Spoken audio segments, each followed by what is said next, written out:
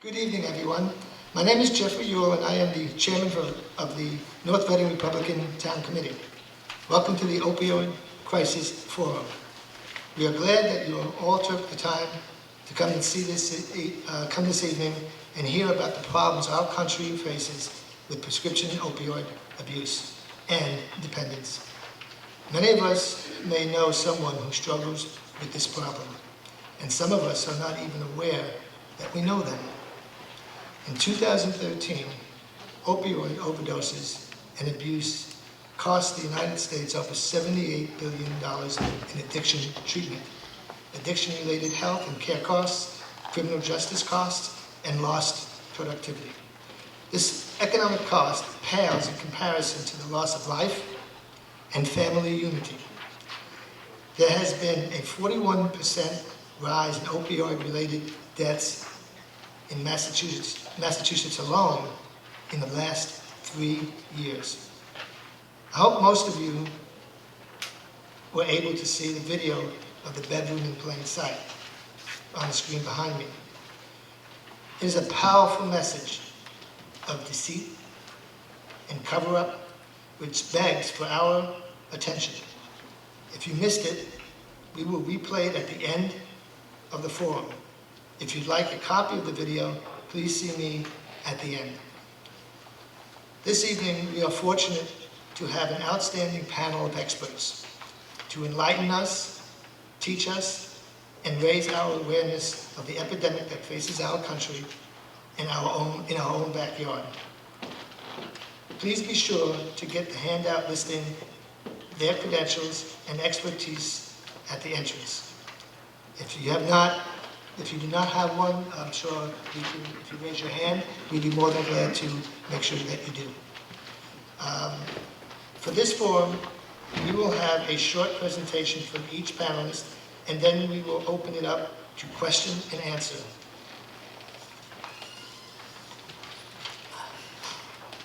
Before we get started, I'd like to thank the Loyal Order of Moose for hosting our forum this evening. In case you didn't notice, we have a donation box at the entrance of the hall. A portion of tonight's donations will go to Michael's house, which you will learn more about later.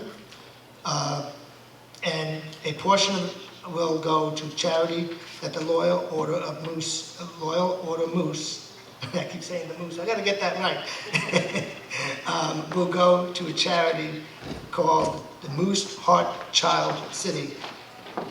To tell us a little more about it is the governor of the Loyal Order of Moose, Mr. Bill McGarry.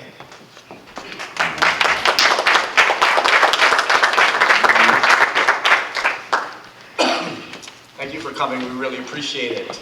Like Jeff said, my name is Bill McGarry. I am the governor, what they call the governor of the Moose. This is my 4th term as governor. So I'm either the least intelligent person in North Reading, or I'm doing a good job. If you speak to the folks downstairs, they'll probably choose the former.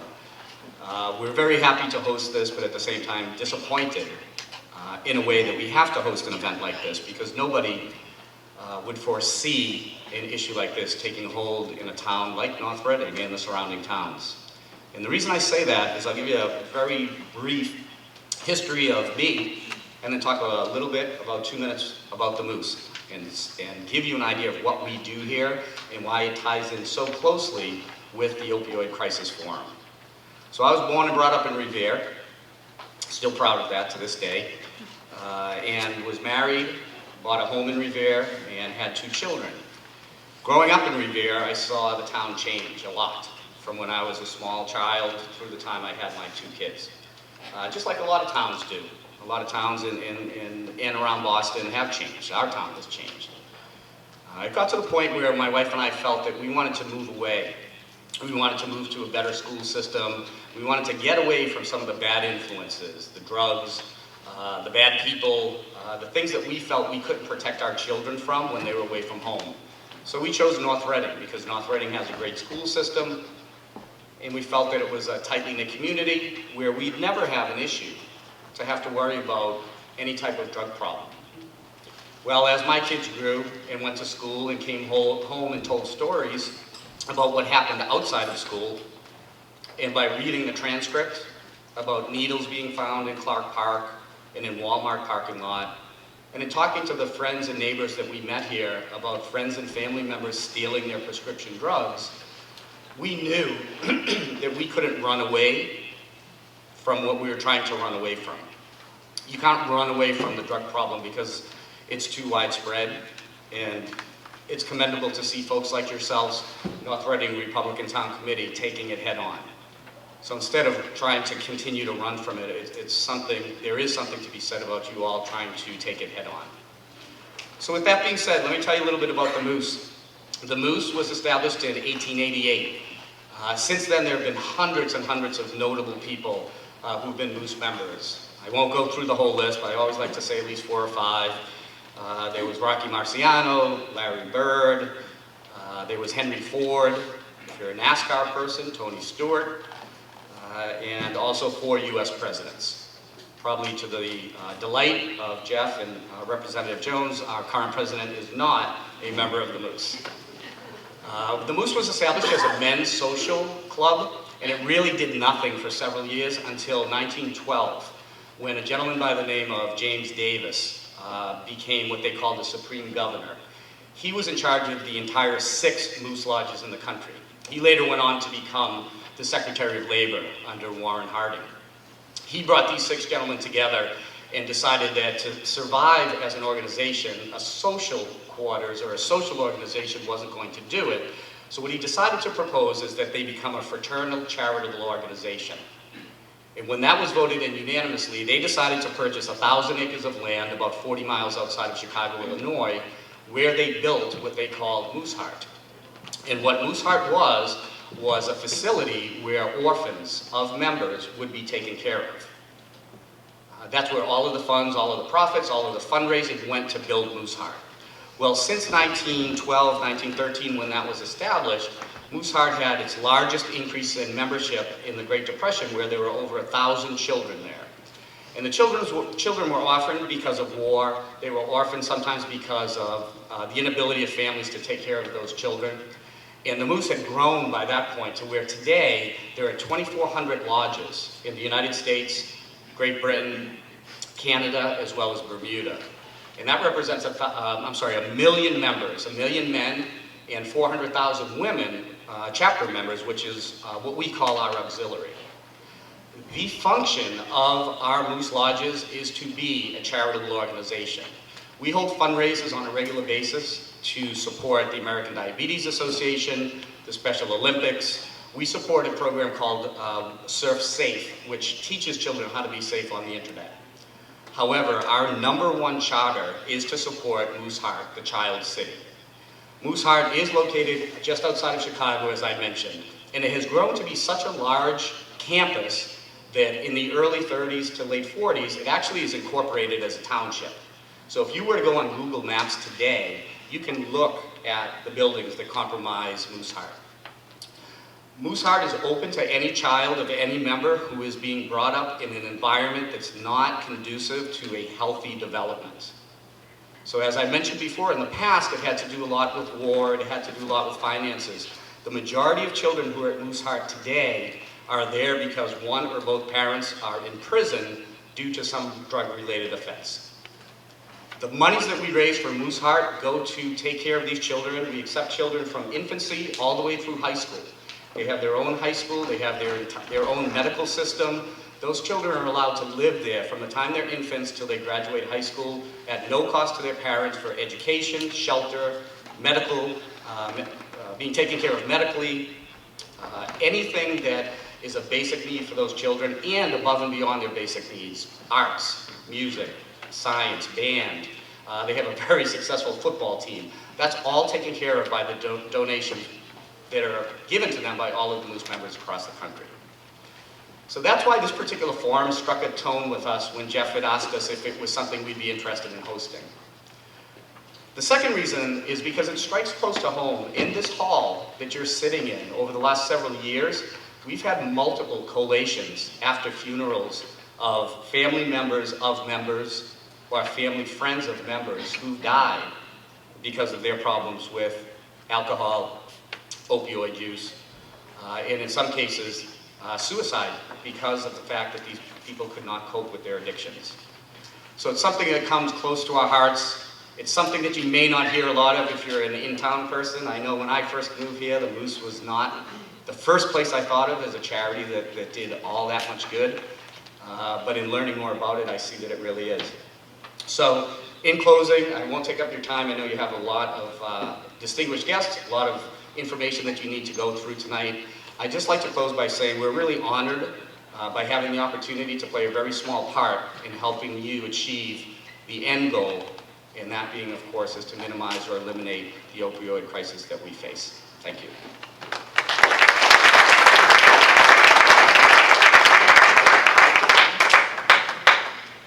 Thank you, Bill.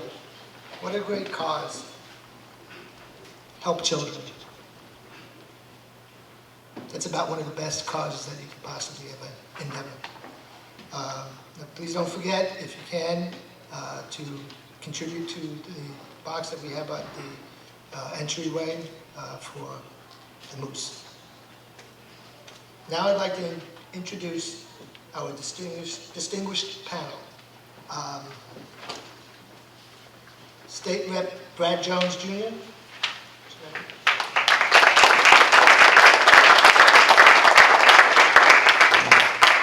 Brad is a native of North Reading, as we all know. He has graduated from North Reading High School, and he is the 20th Middlesex District Representative for Reading, North Reading, Middleton, and Linfield. He's the House Republican leader and the highest ranking Republican in the House leadership. So, thank you for attending. Also, we have Middlesex District Attorney Marion T. Ryan.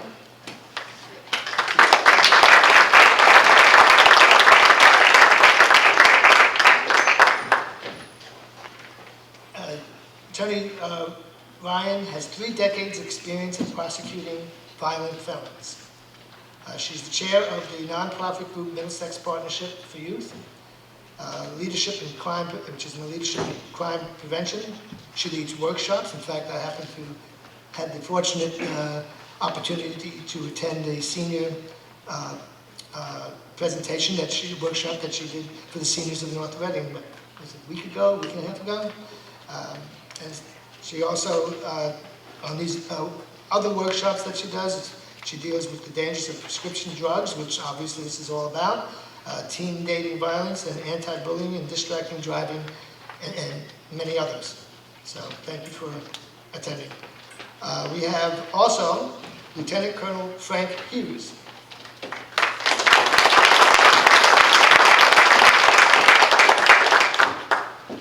He's a 30-year veteran. He's a current Deputy Superintendent of the Massachusetts State Police. He's been an expert witness in the distribution of illegal narcotics statewide. He has gone to superior courts as a witness. Lieutenant Colonel Hughes is a Massachusetts, get this right, for the Commonwealth of Massachusetts. He received the George L. Hanna Award for bravery and the Mass State Medal of Honor.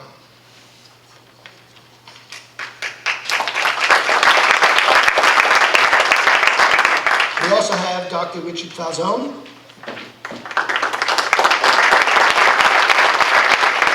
Dr. Falzone practices in adult and child adolescent psychiatry.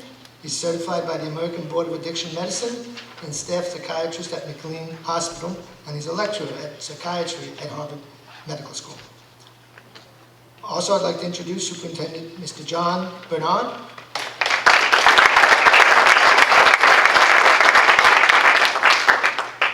Again, we have someone that spans nearly 30 years of education, of which the last 14 have been with the North Reading District. He is currently appointed unanimously as the Superintendent of Schools. He is also the Board of Advisors at Endicott College in Beverly. He's a part of the SEAM Collaborative in Stoneham and the North Shore Education Consortium in Beverly. He's in very good position to provide us an additional view of drug abuse and the crisis being so closely related to the youth in our schools and all the way through elementary, middle, and high school, the formative years as we call them. I'd also like to welcome Carol Di Giantommaso.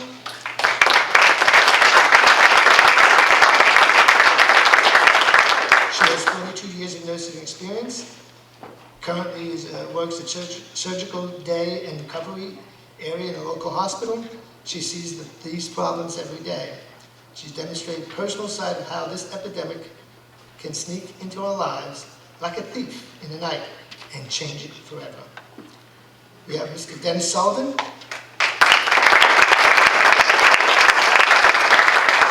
Mr. Sullivan is 33 years old, and he has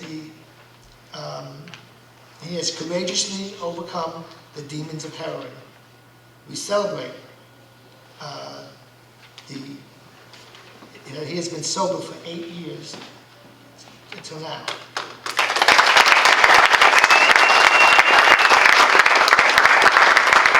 Dennis owns and operates Michael's House, which if you do contribute to the box, the funds will be distributed to Michael's House as well.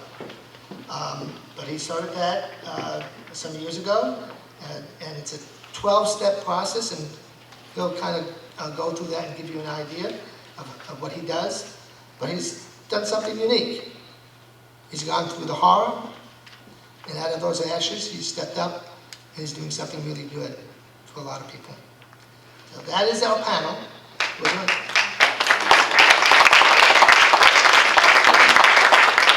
By the order of introduction, we'll have each panel come up and give you some feedback from their area of expertise, and hopefully give you hope, because, and I'll say this candidly, I wish we had 300 people here. The important people came, but I wish we had 300 more people here, because it's a very vital and very important event for everyone. Okay, so with no further ado, here is State Representative Brad Jones. Good evening. Thank you, Jeff. I want to thank the town committee for putting this event together, and I appreciate Jeff's comment that he wishes more people were here. But I'm thrilled at the number of people that showed up, because for some it's a difficult issue to contemplate, to think about. I've had the privilege of representing North Reading since 1994 and the surrounding towns for a good long time. And I would say over my time in office, I think there was a time when there was a lot of denial. There were a lot of people that would say, as I think as our previous speaker said, I moved to North Reading because stuff like that didn't happen here.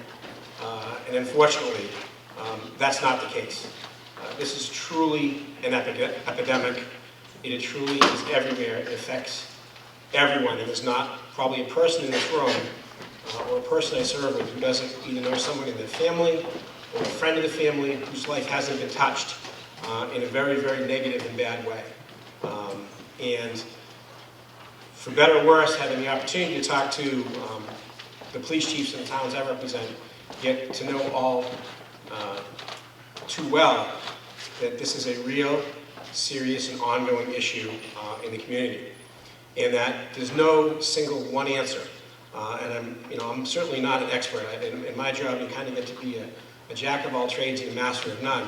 And by virtue of profession and training and personal experience, I'm actually looking forward to hearing from our other panelists tonight, who could hopefully inform me as to some of the things that maybe we can do, some of the things that we've done right, and maybe some of the things that we need to do more of. Irene asked me to touch on question 4, which is one of the ballot questions that we'll be voting on in 3 weeks from today, and that has to do with legalization of marijuana in the Commonwealth.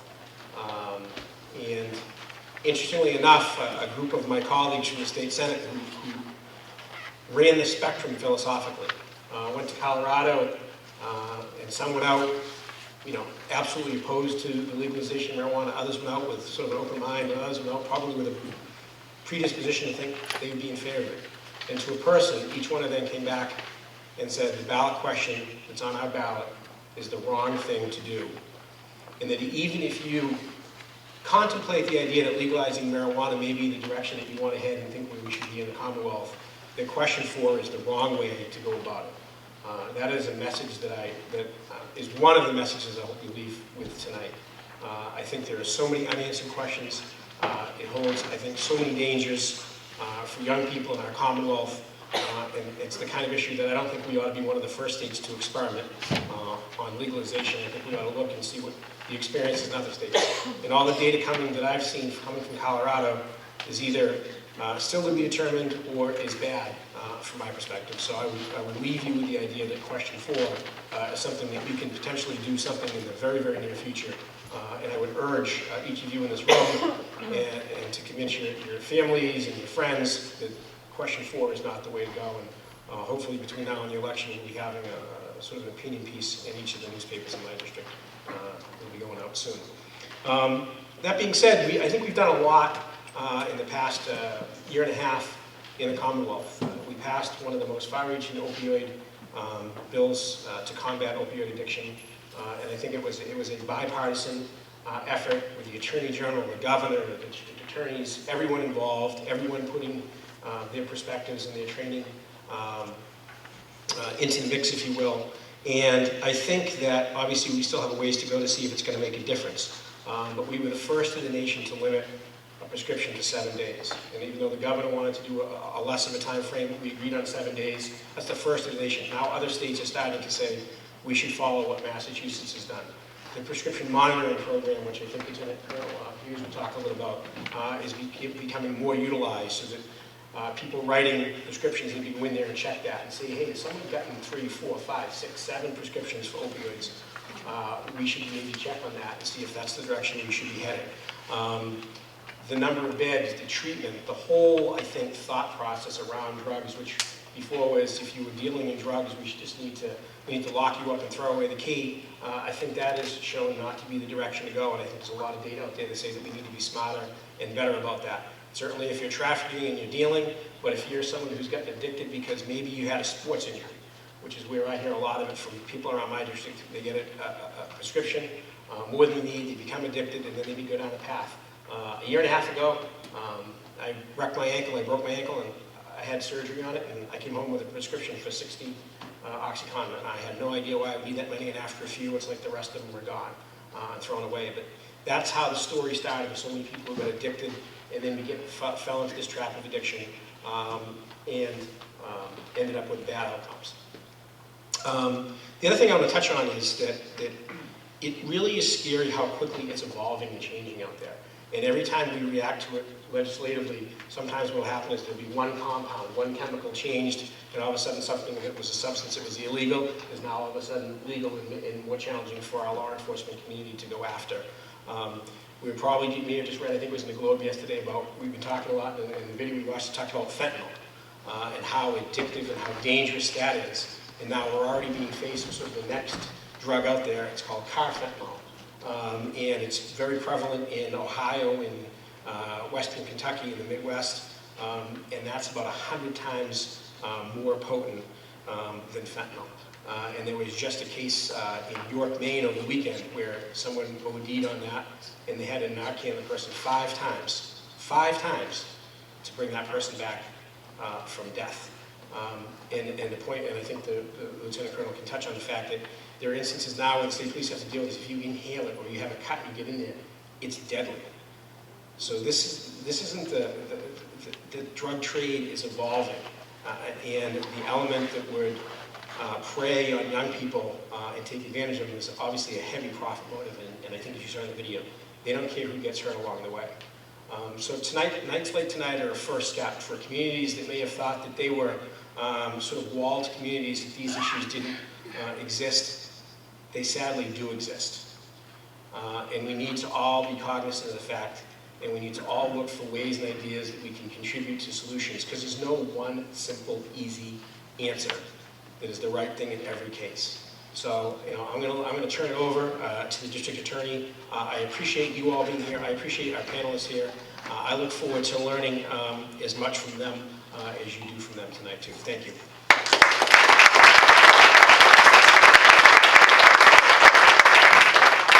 Good evening, and thank you again for being here tonight. I'm happy to be part of this program, and you have really on this panel a great spectrum of experience that are going to talk about a lot of aspects of this issue. I'm going to talk first just about kind of the scope of the problem, and then talk about some of the innovative things that we're doing in Middlesex County. We gave you, when we came in, this map just to give you an idea of what we're looking at in Middlesex County.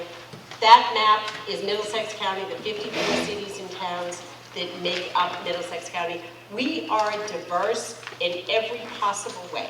We are diverse economically, ethnically, in terms of age. Every possible group is represented across those 54 cities and towns. And in addition to the 54 cities and towns, we have 26 colleges and universities, which pose their own special challenge. They're part of the reason that we were so involved in presenting legislation that ultimately was folded into the governor's bill about the prescription management program. Because of the students that have access often to prescriptions here and then go home, sometimes a very short distance, but they're able to get another prescription from somebody else. So I know the Lieutenant Colonel will talk a little bit about some of the situations they respond to, but that's a different piece that we've been struggling with here.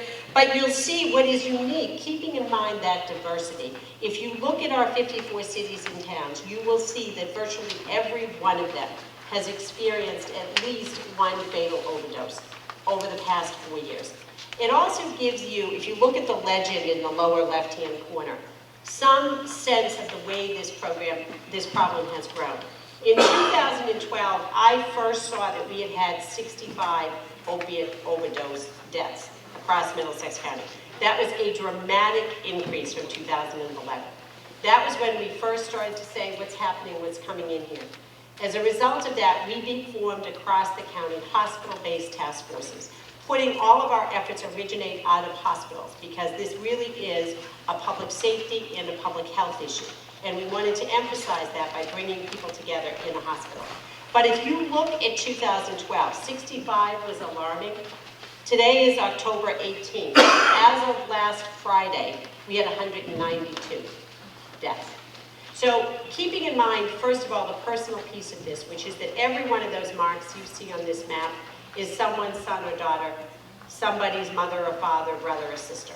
So there's a personal piece to all of that. But then you look at the numbers that we're responding to.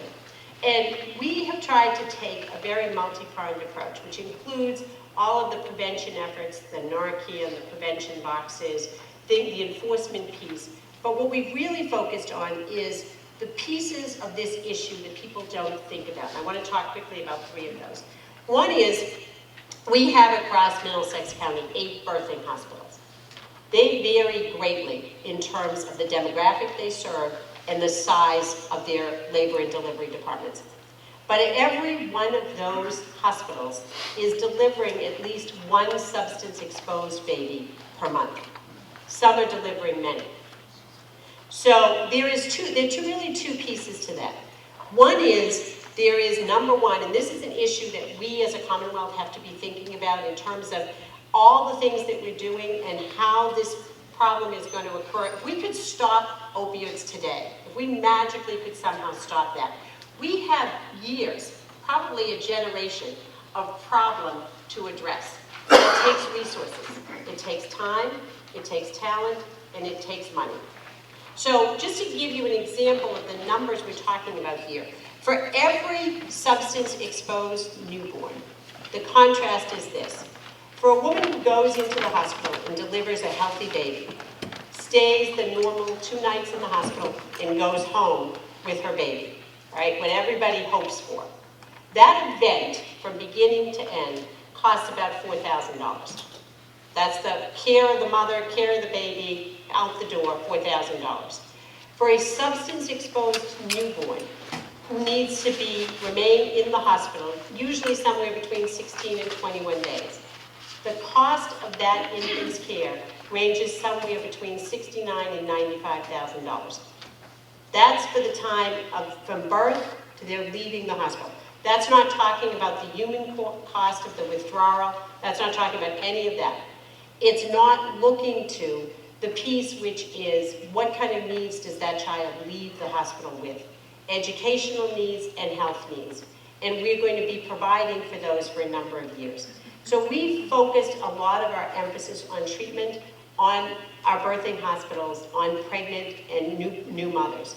Because we know that that is a time where there often would be a moment of clarity that somebody might be willing to seek help, if not for themselves, for their babies. The second piece is those children. Many of us probably saw 2 weeks ago now that horrific video of the little girl in the toy store whose mother was overdosing in the aisle while she was there. That's a problem that we addressed and began a program to address 14 months ago in Middlesex County.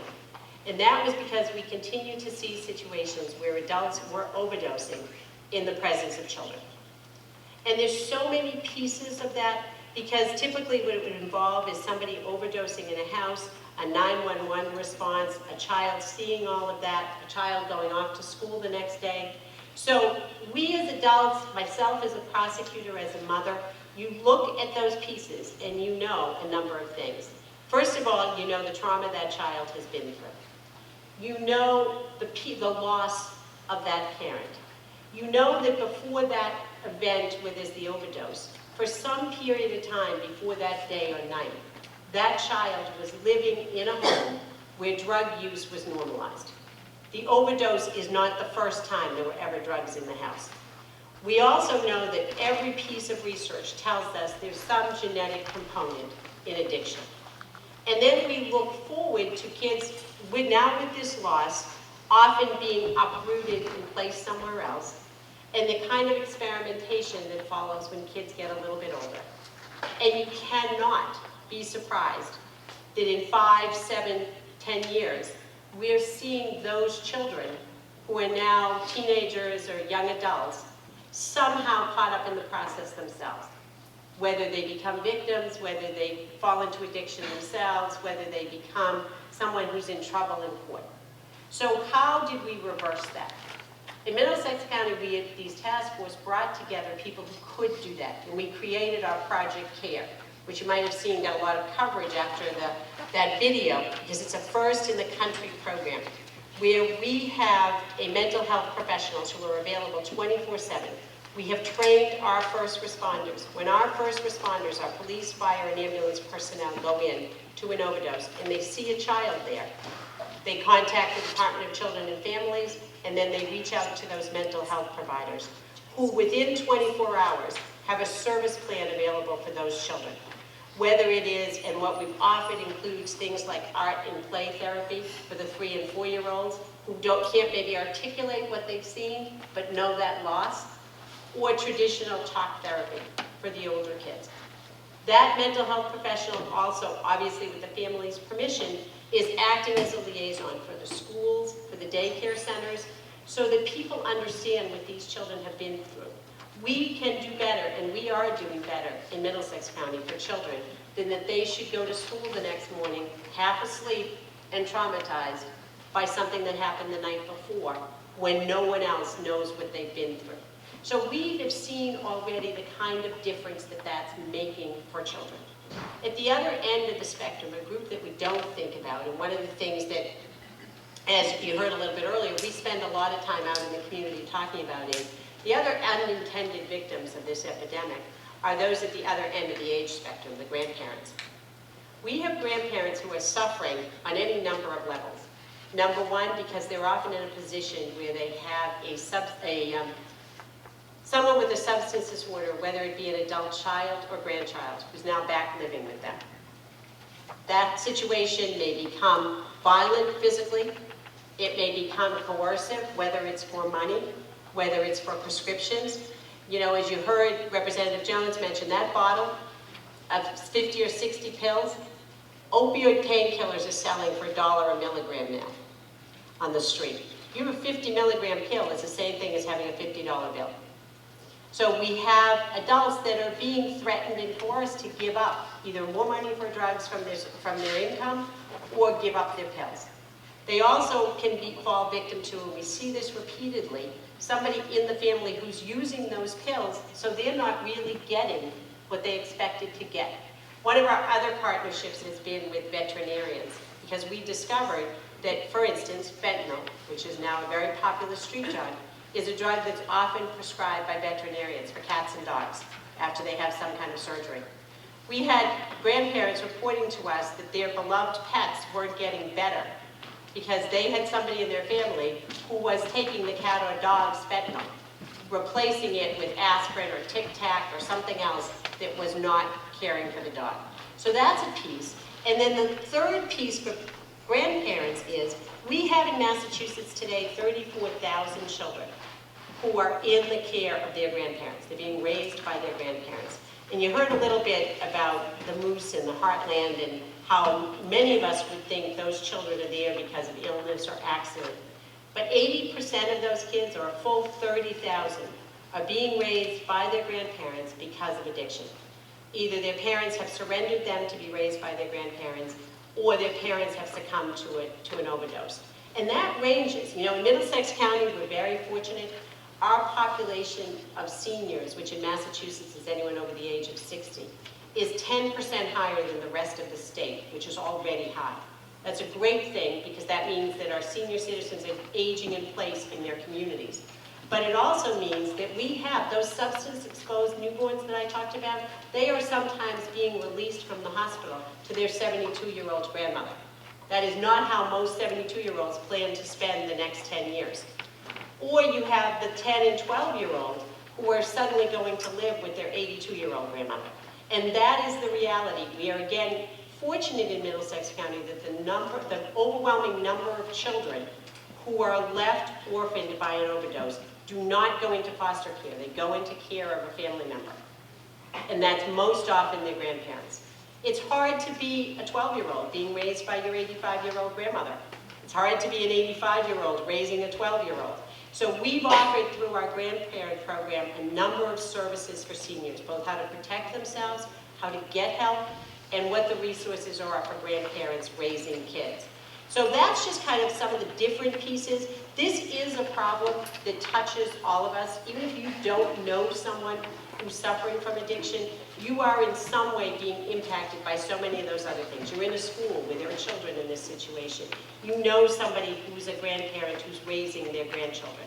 So we really tried to take that multifaceted approach. And I know tonight you'll have an opportunity to hear from our other panelists about a number of other aspects of the problem. So again, thank you for having me here tonight. I look forward to chatting with you.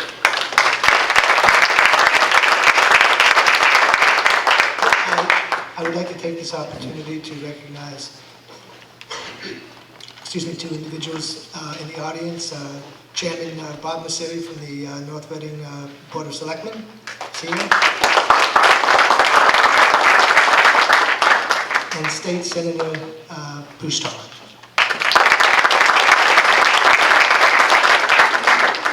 Can we use?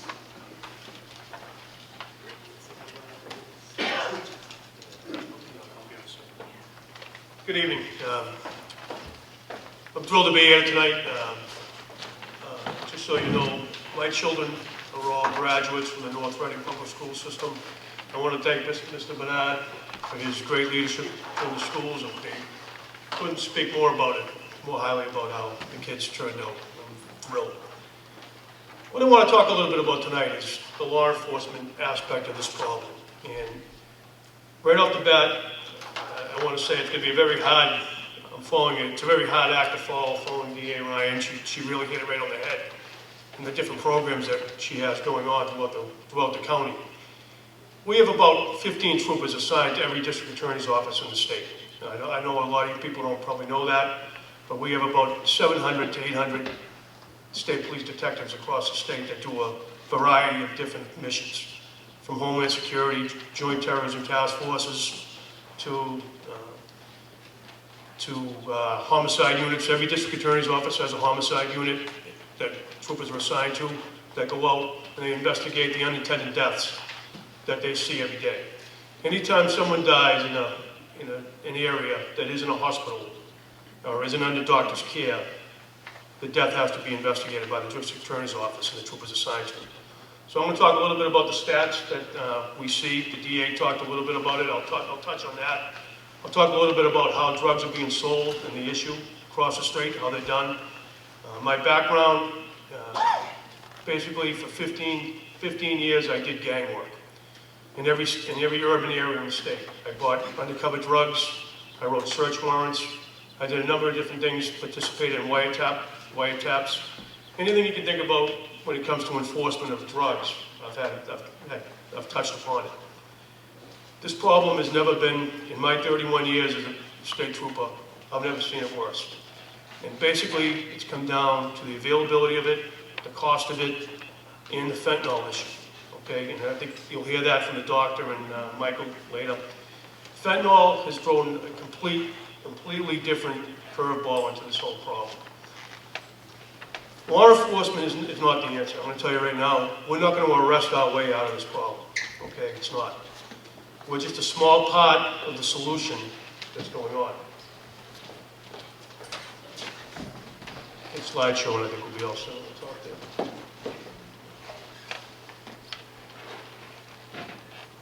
Is this the right one? Yeah, that's the right one. Top one slideshow, if you see it on the top on the right.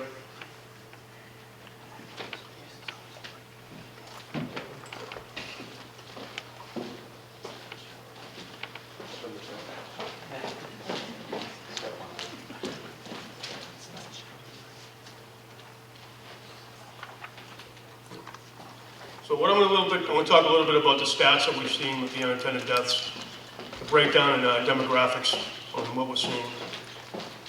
So as the DA said, in early 2014, we started to see a spike in overdose deaths across the Commonwealth. So we started keeping track of this in September of 14, and we found that in September of 14, there was 41 suspected overdose deaths. Now, the only way we really know if it's an overdose death is when the ME's office comes back and tells us that's how the person died. These numbers are reflective upon what we're finding at the scene. So if we find a victim laying there with a needle in their arm, a drug paraphernalia near them, that's the numbers, that's all we're using. Now, the state police doesn't investigate deaths in Boston, Springfield, or Worcester. The local police departments in those three cities, they handle it. So the stats here you're seeing only represent the other cities and towns in the state. Okay? It also doesn't count people that make it to a hospital or a medical facility and die at the facility. Okay? So these numbers are low when you're looking at it right now. They're low, they're high. They're probably at least 10 to 15% higher across the board. So you can see that the breakdown in deaths across the board.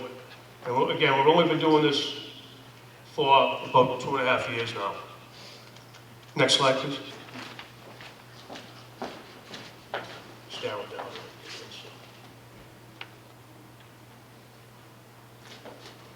That's a breakdown we're seeing between counties on unintended deaths in the last 2.5 years. Middlesex is the biggest county in the state, population-wise. So obviously you're going to see a higher rate there due to the population. Next. Okay, this is a breakdown between the male and female sections when it comes to stats. Obviously you're going to see a much greater increase with males, which are in blue, than females. The breakdown, the numbers are there. So it's almost a 80-20 split if you look at the numbers. And that's, again, these are all subject to change. So when we're looking at age, you can see the demographics here. They kind of range anywhere between 35 years of age to 38 years of age. That's the average age of the person, the victim dying of fentanyl. Now at 35 to 38 years old, these people that are taking drugs, they're not just starting to take drugs at that age, okay? These are people that have been taking drugs that have been addicts for quite a period of time. The fentanyl equation, that's what's kicking in. The drug is so strong, and the high from the drug is so great, that our victims that are addicted to these drugs, they don't care. They'll actually know people that have the same dealer, and they'll go to that same dealer even though they have friends that have died, because the high is good. They don't care. They know that. When you're getting drugs, when the drugs are given out by the dealers, the way they make their money is they cut it, okay? The more they can spread the drug out, the more additives and dilutants they can put into a drug, the more money they can make, okay? When the fentanyl and heroin are coming in now, no one knows what they're getting in these drugs. It's not like years ago when you got a bag of heroin and would come back maybe 35 to 40% heroin, the rest was cut. They're getting real high quantities of narcotics, almost 80% pure. That's what's killing these people. They don't know what they're getting. They're taking it, they're getting a great high, and they're not surviving from it, okay? This is just a little bit of a cross-section of the ages. I talked about that, you can go on. So what we're seeing now is, traditionally, heroin that was coming into this country, in this area, the Northeast, was coming from Colombia, okay? There's direct traffic routes and cartels that come in, and the drugs get here that way. Traditionally, for years, drugs would come into Florida, make their way up to New York, and then from New York to New England. It's not happening anymore. There's a direct line from Mexico to this area, and specifically Lawrence, okay? 5 miles up the road. There's a direct line, distribution line, from Mexico to Lawrence. They may stop a couple of places in between, but not many. Not many. It's coming here, and I'll talk a little bit about how it's getting here in a minute. What we call Lawrence is a source city for narcotics, okay?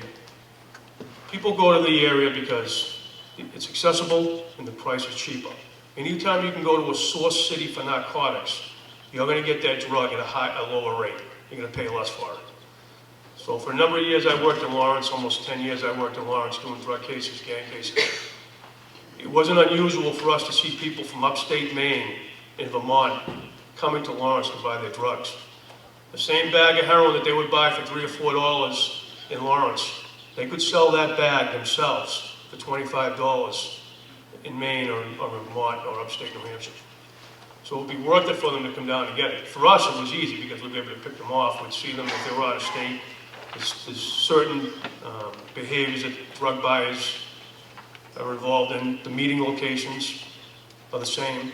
I can talk a little bit about that in a minute, but that's what we were seeing. Next slide. Oh, let me talk about this a little bit. So I talked about the heroin coming from Colombia. Right now, the Colombian cartels aren't as strong as they used to be. The Mexican cartels are in charge of the drug trade, okay? The Mexican cartels right now are making the fentanyl. They've cut the Colombians out of it. They still take some of the Colombian heroin and mix it with their fentanyl, but they're selling it. They're making the majority of the profits, okay? So what they're doing is they're finding ways to get the drugs, the fentanyl, to their users, and they're ingenious in the way they do things. As you see here, they take the fentanyl and they press it into pill form. Okay, so they can smuggle it over the border, and it's less likely to get interdicted. Okay. So this was done in Bridgewater in June. Next. The FBI sends out, monthly updates on the different techniques that these different drug users, different drug cartels are using, and they'll send out information to all the local law enforcement in the area. Okay, next. Again, we're seeing that the pills were counterfeit pills, Percocet pills laced with fentanyl, okay? People don't know what they're getting when they get these pills. They don't know how potent they are. Someone that's been using heroin for 10, 15 years, when they're taking these pills, they just don't know what they're getting, okay? That's why we're seeing the tragic deaths that we're seeing. Next. Okay. The packaging of heroin is pretty consistent across the board. You'll see it. It changes from time to time, but some of the lingo that you may hear when you're out there is you'll hear bundles, you'll hear bricks. A bundle of heroin is 10 bags, okay? A lot of time they're the size, for people that don't know, they're a wax bag folded, or they're the size of a stamp, okay? A lot of times they'll have a stamp on the bag itself. It may say TNT, it may say Red Devil, it'll be a stamp. Dealers will use a stamp to promote their product. So in the drug world, if people know that, if the users know that Red Devil heroin is good, they'll seek out the Red Devil heroin for it, because it's stronger, it's a more potent product. So that's, you'll hear the term in the drug industry, or in law enforcement, bundles, bricks, that's basically how heroin is packaged. Next.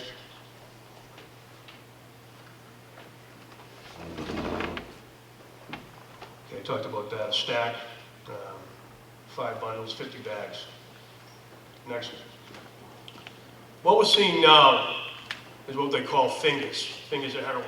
Now, for years ago, we wouldn't, if you had an arrest or a seizure of 1 or 2 fingers, that was a big arrest. That was 20 grams of heroin if you had 2 fingers, okay? They're called fingers because they're in the shape of the finger on the left, the photo on the left. Each one of those is 10 grams of heroin. We're making seizures of fingers on a regular basis now, like never before. Our troopers on the road, on the highways, they're seizing these on a regular basis. And most of this is fentanyl, laced with heroin. Next. So this talks a little bit about the breakdown on how things are, I talked a little bit about the different breakdowns of the weight. And the DA will tell you the drug laws are based on weight. When you're arrested for drugs, trafficking narcotics, not personal use, again, we're not after the drug user, okay? We're after the dealers. That's our main concern.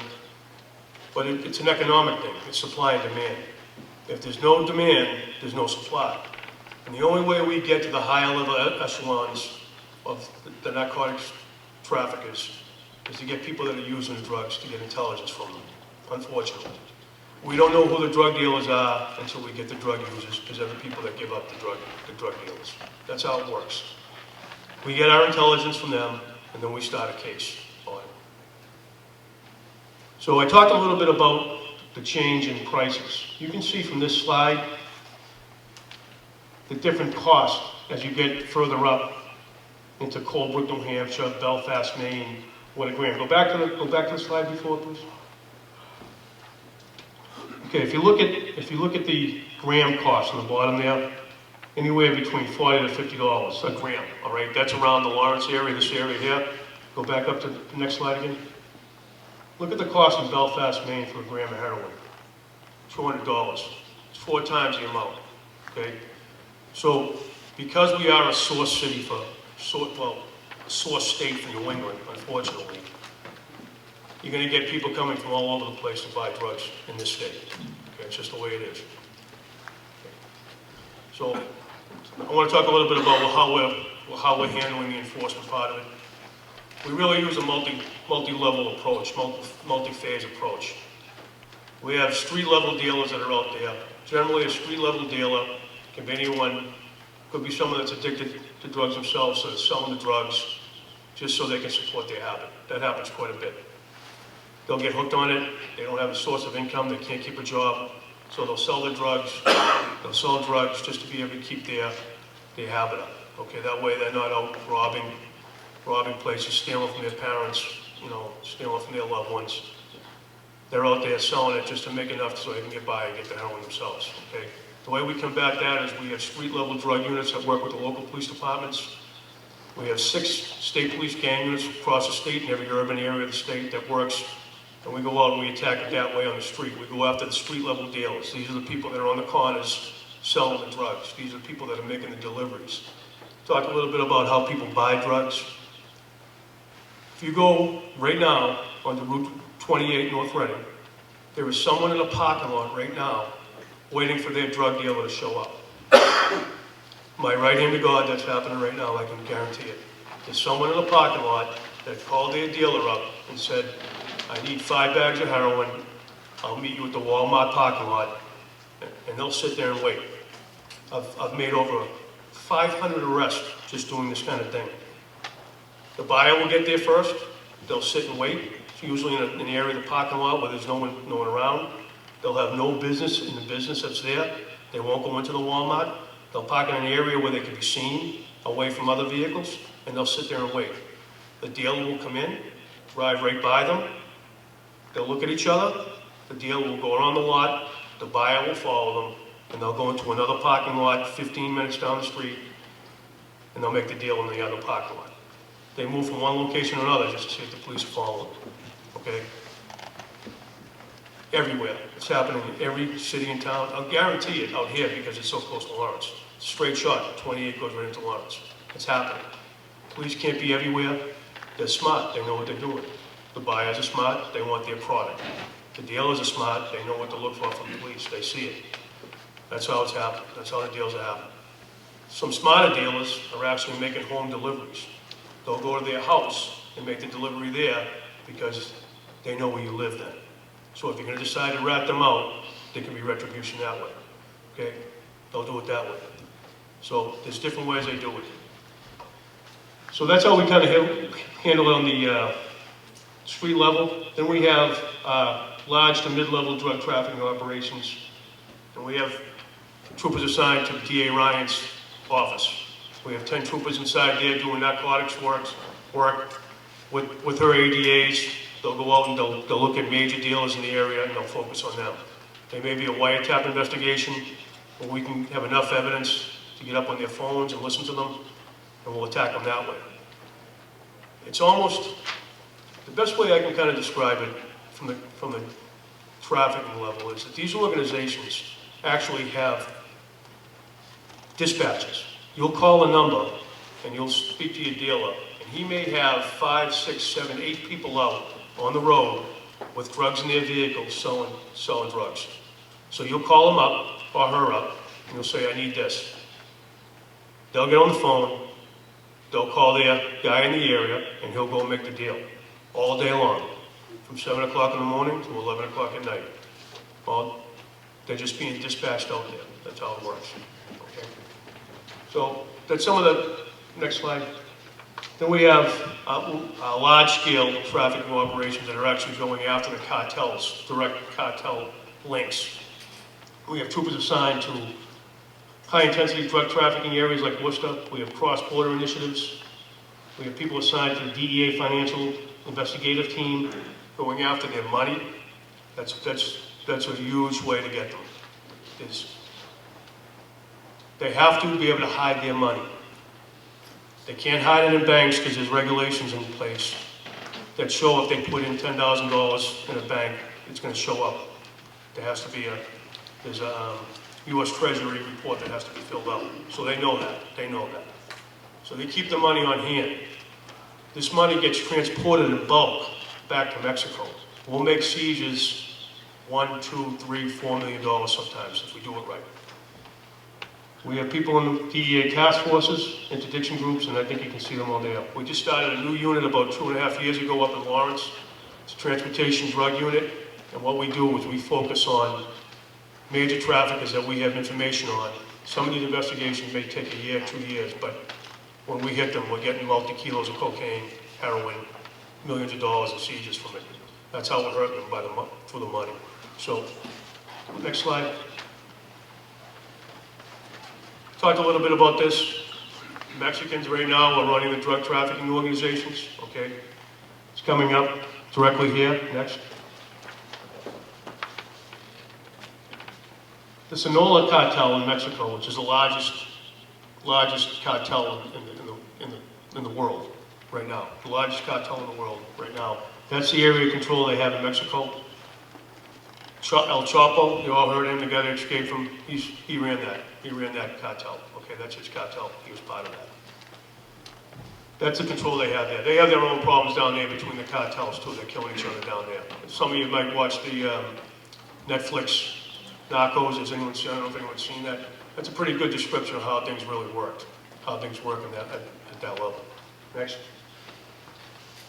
All right, that just talks about the different cartels in the country. Why don't we move on for the sake of time again? So, how are they getting it here? Okay. You can see the false, that's a tractor trailer. That's the inside of a tractor trailer unit. That's a false wall that these two troopers are standing in front of, okay? That wall is full of narcotics behind that, okay? That's a false wall, it's all the drugs are kept behind it. Now, if we stop that, if one of our troopers stops that truck on the road, and that truck is full of cargo, you're never gonna be able to find those drugs, unless you know it's there, and you have a dog, and you have actually a search warrant, you have information that's there, you're not gonna find it. On this, we were able to find this through a wiretap, we knew it was coming up, we had information, we were able to stop this truck and get the drugs that way. Next one. That's marijuana in this one. Next.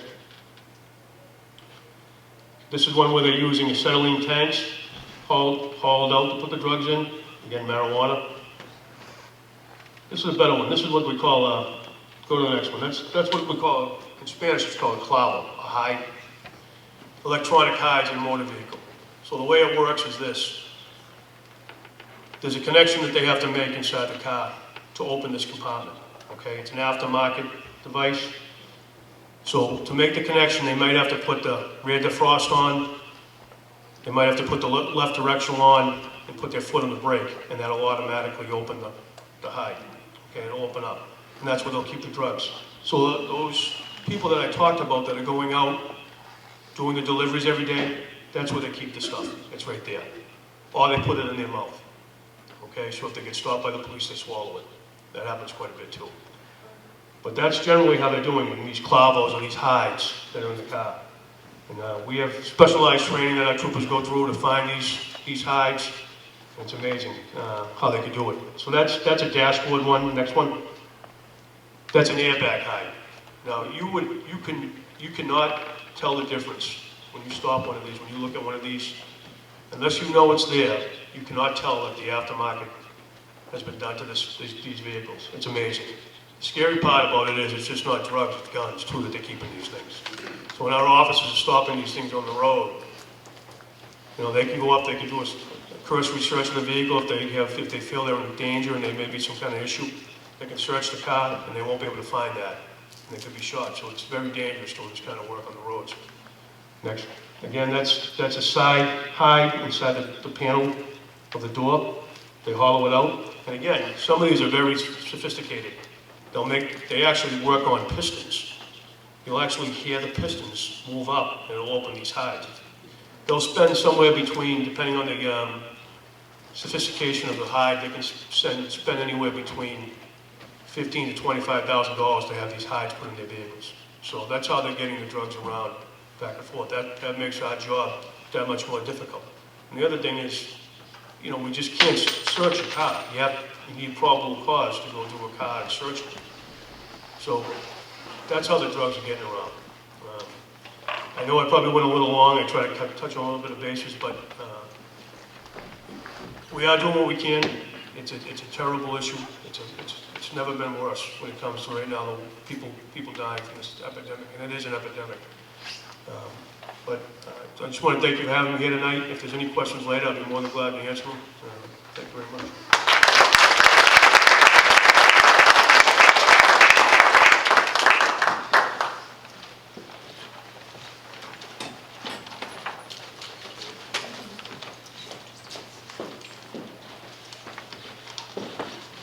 Hi, I'm Rich Falzone. That is fascinating. I'm learning a lot here too tonight. So my day in and day out is working. This is going to be a little shift in tone. My day in and day out is working with families who are dealing with this, and by the time they get to me, often the young person, it's usually a young person, recognizes that there's some kind of a problem. Not always. Sometimes it's the family dragging them in, but most people have enough sense to know that if they're using white powders, that it's a problem. I will piggyback on the previous presentation and say that these dealers, they don't like to give up good customers either. And oftentimes folks who are 2-3 months sober will get a call from their friend just checking in because they hadn't heard from him in some time. And so one of the smartest things people can do is to change their phone number, get a new telephone. It's like the cheapest wall to put up between your dealer. The dealers are they vary a lot. Sometimes it's just that guy that I meet up with every now and then. Sometimes it's my friend who I've known for a very long time, so it's tricky. I made some notes so that I wouldn't just ramble. This will kind of help keep me on track. The landscape has definitely changed. When I was entering medical school in 1996, there was a big push to aggressively treat pain. I guess it was felt that pain was being undertreated. I think it turns out that it was a huge marketing campaign by the pharmaceutical industry to sell more product. And the message at that time was that pain was being undertreated, pain was the enemy, and good people don't get addicted to drugs. That has obviously come back to bite everybody in the butt now, and it's caused a huge problem. I think we're seeing the pendulum swing. I hope that it's as bad as it's going to get, but it's going to be bad for quite some time. I think I read a statistic on the state website last night that the increase from 13 to 14 in overdose deaths, it had increased 40%, something like that, and only 8% from 15 to 16. So maybe it's slowing down, but it's still just a massive problem.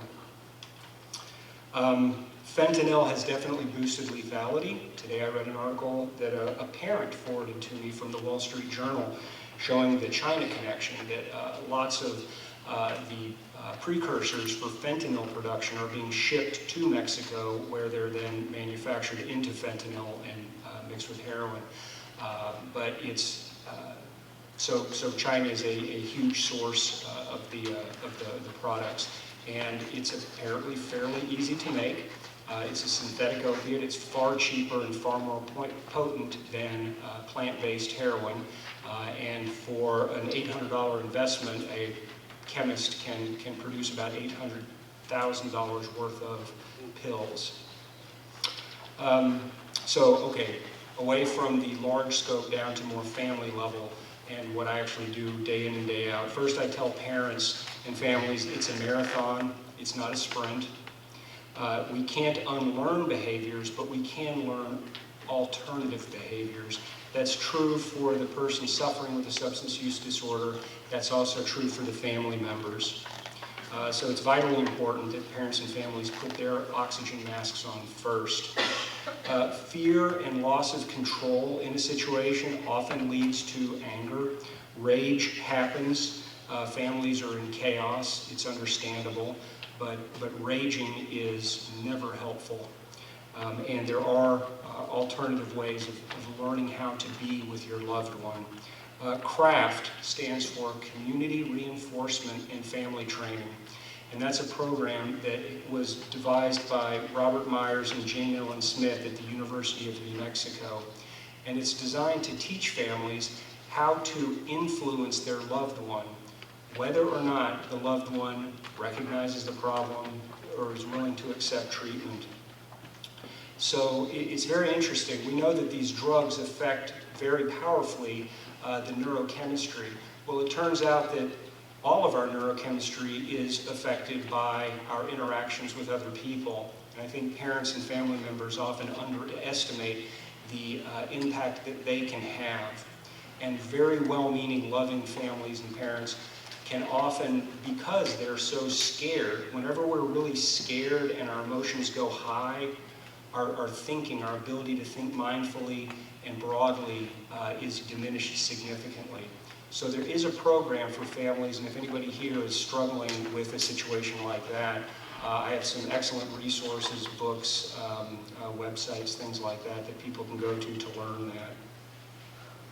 And I do want to emphasize a couple of points. One, most people with addiction disorders get better without treatment. Sounds counterintuitive, but it's true, and that's been shown over and over again in statistics. I don't know the exact numbers on it, but far more people, you may reflect on that in your own history. If you ever had a period of life, say college, when you were maybe drinking too much or smoking too much weed or something like that, Texas A&M, the best 6 years of my life, then you can realize that most people go through a period where they figure it out. Unfortunately, with the opiates these days, especially getting into the high schools and even middle schools, it's getting kids at a really young age where they're very impressionable, and it is changing their neurochemistry. So opiates grab hold of people and they really don't let go. I had an opportunity to appreciate that when about 2 years ago, year and a half, 2 years ago now, I broke my femur and was put on oxycodone pain medication, and I was on that for several weeks, and I knew good and well what was happening. It definitely helped, and I could feel myself becoming physiologically dependent on it, so that if I didn't have it, you just feel horrible. And it didn't lead to an addiction, probably because I see this story play out so many times that I was very careful with it, and I talked to my doctor a lot about it. But it's hard to imagine if you've never experienced that. It gave me a new appreciation for what my patients go through, that when you're lacking that opiate that your body is used to having, you feel deflated, empty, depressed. The world is just dark and gray. And so it's easy to see how somebody who maybe also has some other stressors going on would go to the black market to find a replacement for that, or to scam doctors. Medication-assisted treatment saves lives. In this recovery field, which is blowing up because wherever there's a need, businesses will jump in, there's still a lot of old school thinking based on fear and kind of, I guess, the common wisdom of the 12-step model, which is hugely helpful to millions of people. But like a lot of things, you know, science actually brings new information to bear. And it's unfortunate that a lot of programs are still rigidly opposed to the idea of medication-assisted treatment. Hey, this person has a drug problem. Why are we going to treat them with other drugs? Well, it's because of the way these drugs affect one's neurochemistry. And if there's going to be a question and answer period, I won't go into a long explanation of that. But the bottom line is medications like methadone, which has been helpful and been proven to improve recovery rates, and then now the newer Suboxone. Suboxone is actually about as close to a miracle medication as we have in psychiatry. It really, really works. And yes, like OxyContin, it can also be misused and it can cause a lot of problems. But properly used, it works really, really well. And Suboxone that you get from your doctor in a thoughtful treatment plan is not the same as the Suboxone that your drug dealer will sell you when you're trying to do it yourself. Comorbid mood, anxiety, and personality disorders must also be developed. And again, with it hitting young people right now, it's also really stunting their psychological development and growth. And so you'll see a lot of people that have been on some kind of substance. We're talking about opiates tonight, but you see the same thing to a degree with alcohol and cannabis, who they stop really developing at the point that they start using with any regularity, because they no longer have to figure out and learn how to cope with unpleasant feelings and stressful situations. They just go to the drug, and so they stop maturing in that way. That aspect of it, though, is hopeful, and people can often make up for lost time when they smarten up. Some of them even end up going to medical school. I'd say the best insurance against relapse is having a life that's worth staying sober for. So I will tell parents and families and the addicts themselves, I don't really like that term, but it is useful and it's concise, that stopping doing the drug is pretty easy. We can often get a person comfortable and manage them through their withdrawal and detox fairly easily. It's the next step that is the real hard work of recovery. And that's after they're done with that initial withdrawal period. But in terms of repairing the life, they've often dug themselves a pretty deep hole or lost touch with the healthy people in their lives, or they've surrounded themselves with not healthy people. So I think I'll stop there, but I do have some recommended reading that I can tell you guys about.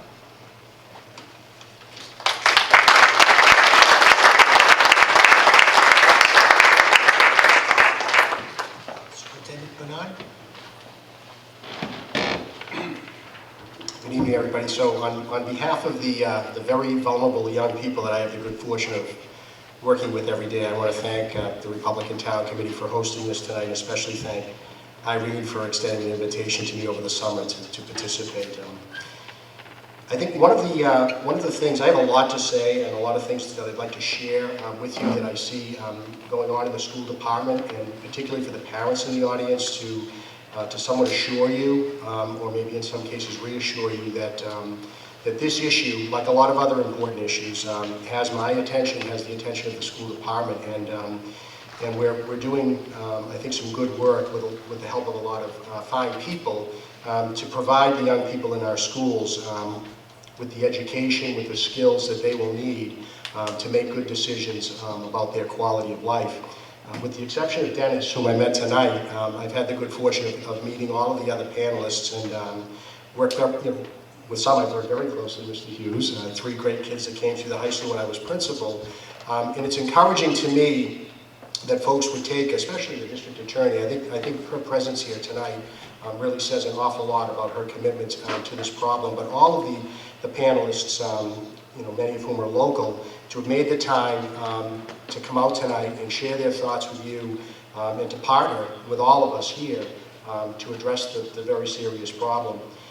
As the superintendent of the school department, one of the things that I've come to really appreciate even more so than when I was a high school principal is the networking that does go on and that I've been exposed to in a very small grassroots way in North Reading. My fear is that sometimes we are not good at communicating out. I think Representative Jones at the outset mentioned about the law that Governor Baker worked with the legislature on that was enacted, I believe it was last March. Prescribed in it a lot of things, but as it relates to the schools across the Commonwealth, I think there were some very good byproducts of that initiative. And if you're a parent in the room of a school-age child and you're on my bulk email list today, you got an email from me with one action that has been taken by our local school committee. It was really just kind of came to close last night with the adoption of a revised policy on drug abuse, education, and prevention in our schools. And also, there was a revision of an earlier policy and also a new policy on the prohibition of such actions. But I've never fancied myself, particularly the years that I've been a school administrator, as someone that lives and dies by policy. I'd like to think that there's more to the work that we do with young people that is far less black and white than just a policy and this is what prescribes our actions.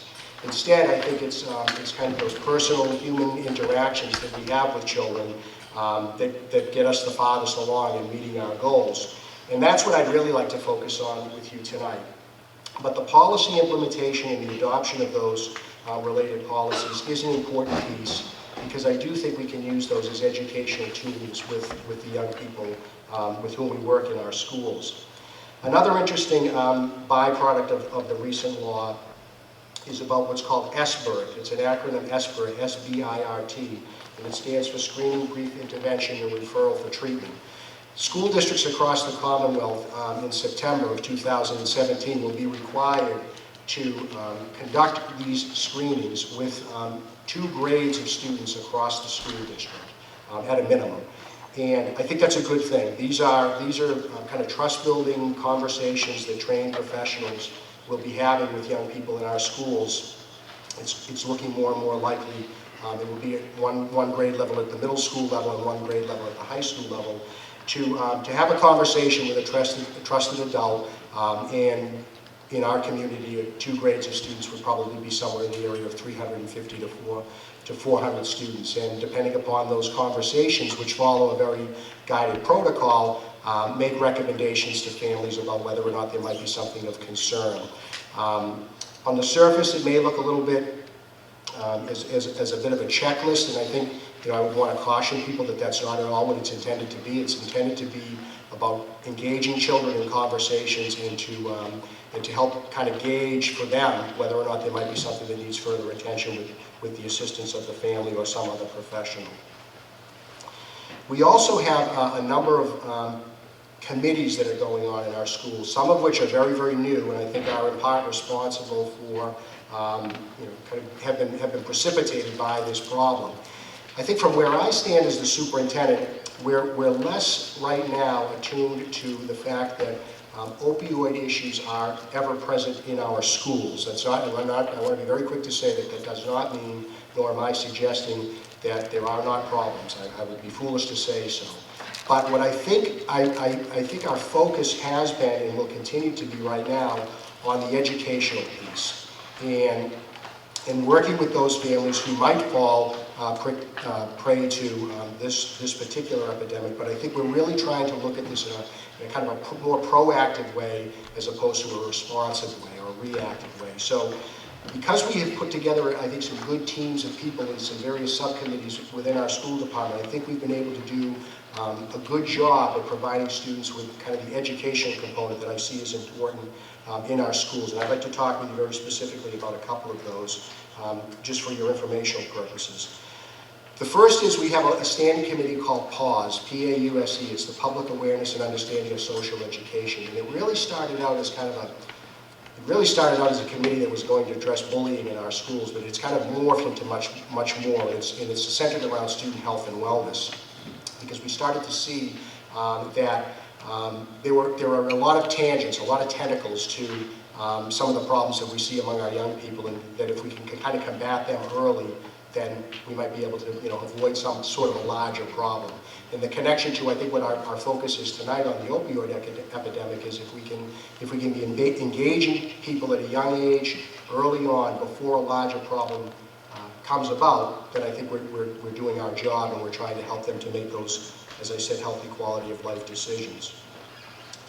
I've seen more and more over the years, and it's 30 years now for me, most of that at the high school level, around student stress and management of that stress, and I think giving them the opportunity and the skills, giving them the opportunity to talk about and the skills to help them deal with and manage effectively their stress.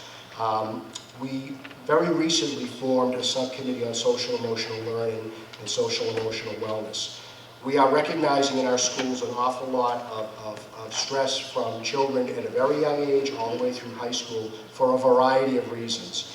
And sometimes, as I think we all would know, is that when students are under stress, they may turn to things that we would not want them to turn to in order to manage that stress. And so by, again, early intervention, we're hoping that maybe we can combat that, and we can head off a more serious problem down the road. And so this is what's coming out of our social emotional task force, as well as a school start time advisory committee. So that's a very recent initiative that I proposed to the school committee just a couple of weeks ago, and we're looking at the correlation between school start times and by starting a high school day so early for students, 7:30 in the morning, first class bell, these stress reducers and the physiological complications that go along with students and the schedules that they keep and the inability to sometimes effectively manage their day can compound their stress, and again then turn to something that we may not want them to turn to in order to help manage that stress. So it's kind of another little initiative that we have that's very new, but it's something that I think is going to be of great interest among the staff of our schools. We've also been doing a lot more on working with student athletes and raising an awareness with them around the complications associated with opioids. Dr. Falzone mentioned that when he had an injury and he was prescribed opioids to treat that, to relieve his pain, we have, one of the good things is in our schools we have a huge number of students that participate in extracurricular activities, namely athletics, but what comes along with that often are injuries. And so we've started this year with providing very specific and detailed information to all of our student athletes about injuries and management of injuries and raising their awareness around the dangers that can come from prescription medication to help them deal with pain. That's new for us this year. The professional development that's going on with our staff has become, I think, much more in focus, particularly around the SBIRT training.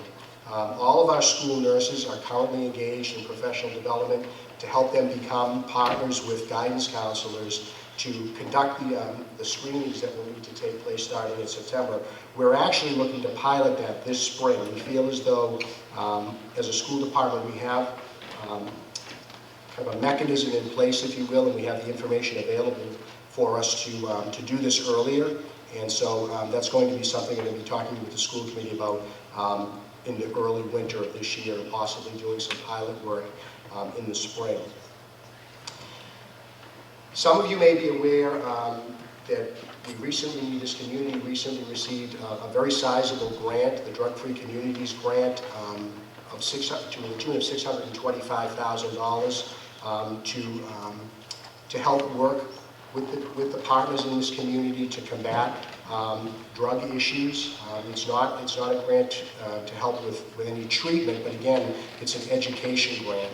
And I have to applaud the Youth Services Director, Amy Luckowitz, who is also a member of the Community Impact Team with me, for the exhaustive amount of work that she did to file that application. And as a matter of fact, just last week, the police chief, Amy, and I began interviewing candidates for a coordinator to manage that grant. And I think there's a real opportunity for us here in North Reading to take good advantage of a 5-year, $125,000 per year award through this federal grant to help us manage this problem that is just, it's out of control, clearly.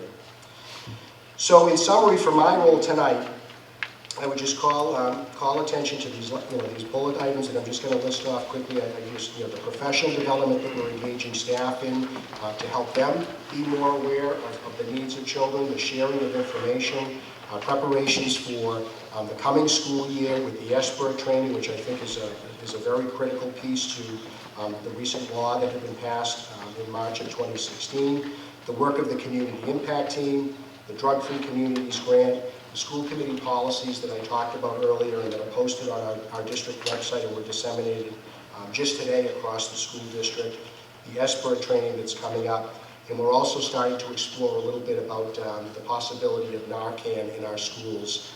We have a very good working relationship with our police department. They're in close proximity to the middle high school. All of the police and fire personnel have NORCAM and are trained in the use of NORCAM, but it's a conversation that's just starting between public safety personnel and the school department, but there could be more information coming on that. Again, we haven't seen the problem emerge in our schools to the degree where that type of a response has been necessary, but I want to be very cautious and say that I remain and will remain very cognizant that the potential for that to happen is ever present. So again, I want to thank the Republican Town Committee for coordinating this tonight, and thank you all for coming out tonight, and I certainly will be available for questions after as well. Thank you.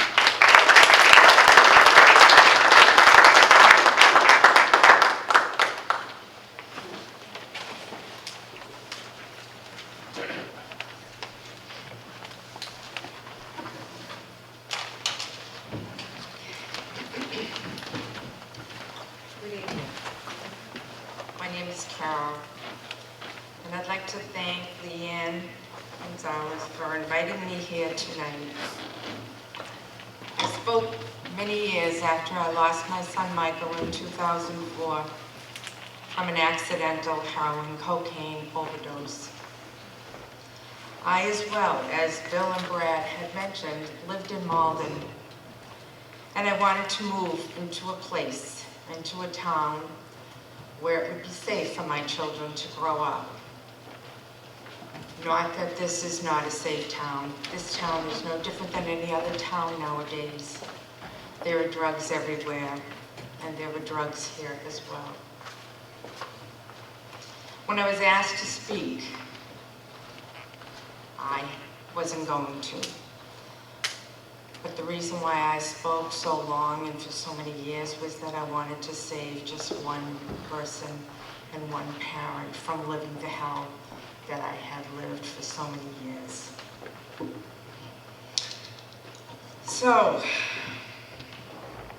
my boys were 4 and 8 when we moved here, and they shared many common interests, especially addiction. I thought back then, both of my boys, why? How could this have happened to me, to them, to our family? I worked, I was educated. Their father worked, he was educated. We had a nice home. We lived in a nice community. The magnitude of how addiction affects the family as a unit is indescribable. Back in the early 90s, early 2000, I learned of my boy's problem with drug use, and I say a problem. The life-altering pain was about to begin. Shame, secret, fear, and stigma. What do I do? Where do I turn? Many efforts to seek help for my sons were nearly impossible. I, as a nurse, I know people. I know what to do. I knew no one, and I knew nothing.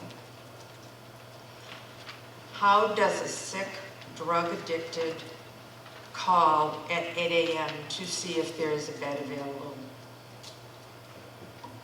Bed availability was limited back in those days. There were some opiate blockers on the market. Michael tried them.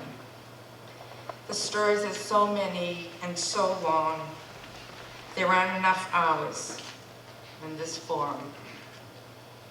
My boys were two different addicts with two very different personalities. I, as their mother, am a very different person. A person who lived in the most profound denial. Boy, I wish I knew Dr. Falzone back then, because I was a very, very, very sick woman. Fortunately for Paul, he was the type of person who came to me and told me about addiction. He was willing to let me in, to allow me to hear him and give myself permission to believe him. He fought to overcome his addiction, but it wasn't that easy. His addiction continued to go from bad to worse. Recovery, rehab, recovery, rehab, jail, court, rehab, recovery. His last recovery was May 1st, 2004. He has been sober since, and he is blessed. When I first began to speak,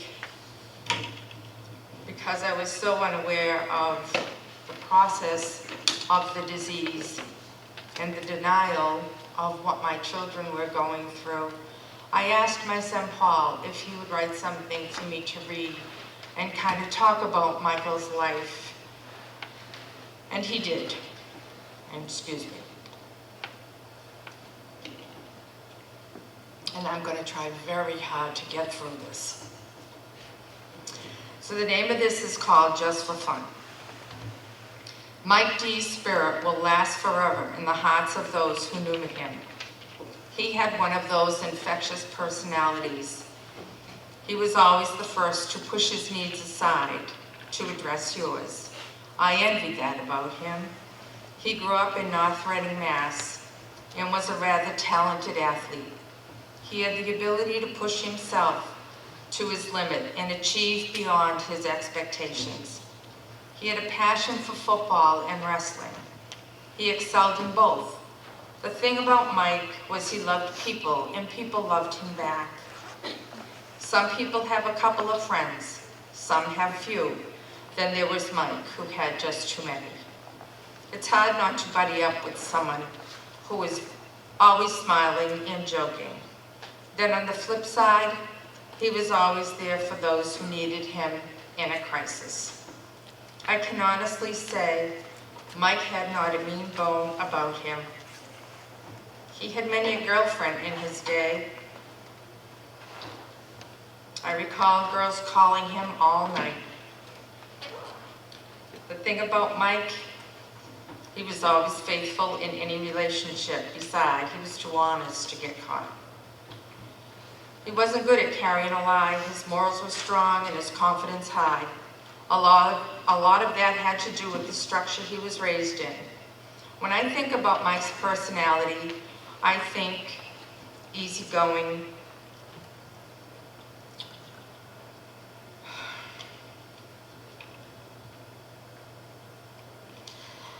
happy, generous, in a lot of ways fearless. See, that's the one thing that got him in trouble. He always maintained that leadership, I'll do it myself type mentality. It was visible in all areas of his life. But the problem is, he carried that into his drug experimentation. I say experimentation because that's what it was, just for fun. It started with weed and alcohol. It was acceptable, and everybody seemed to be doing it. That went on for the majority of his teens, and really didn't seem to be much of a problem to anybody witnessing.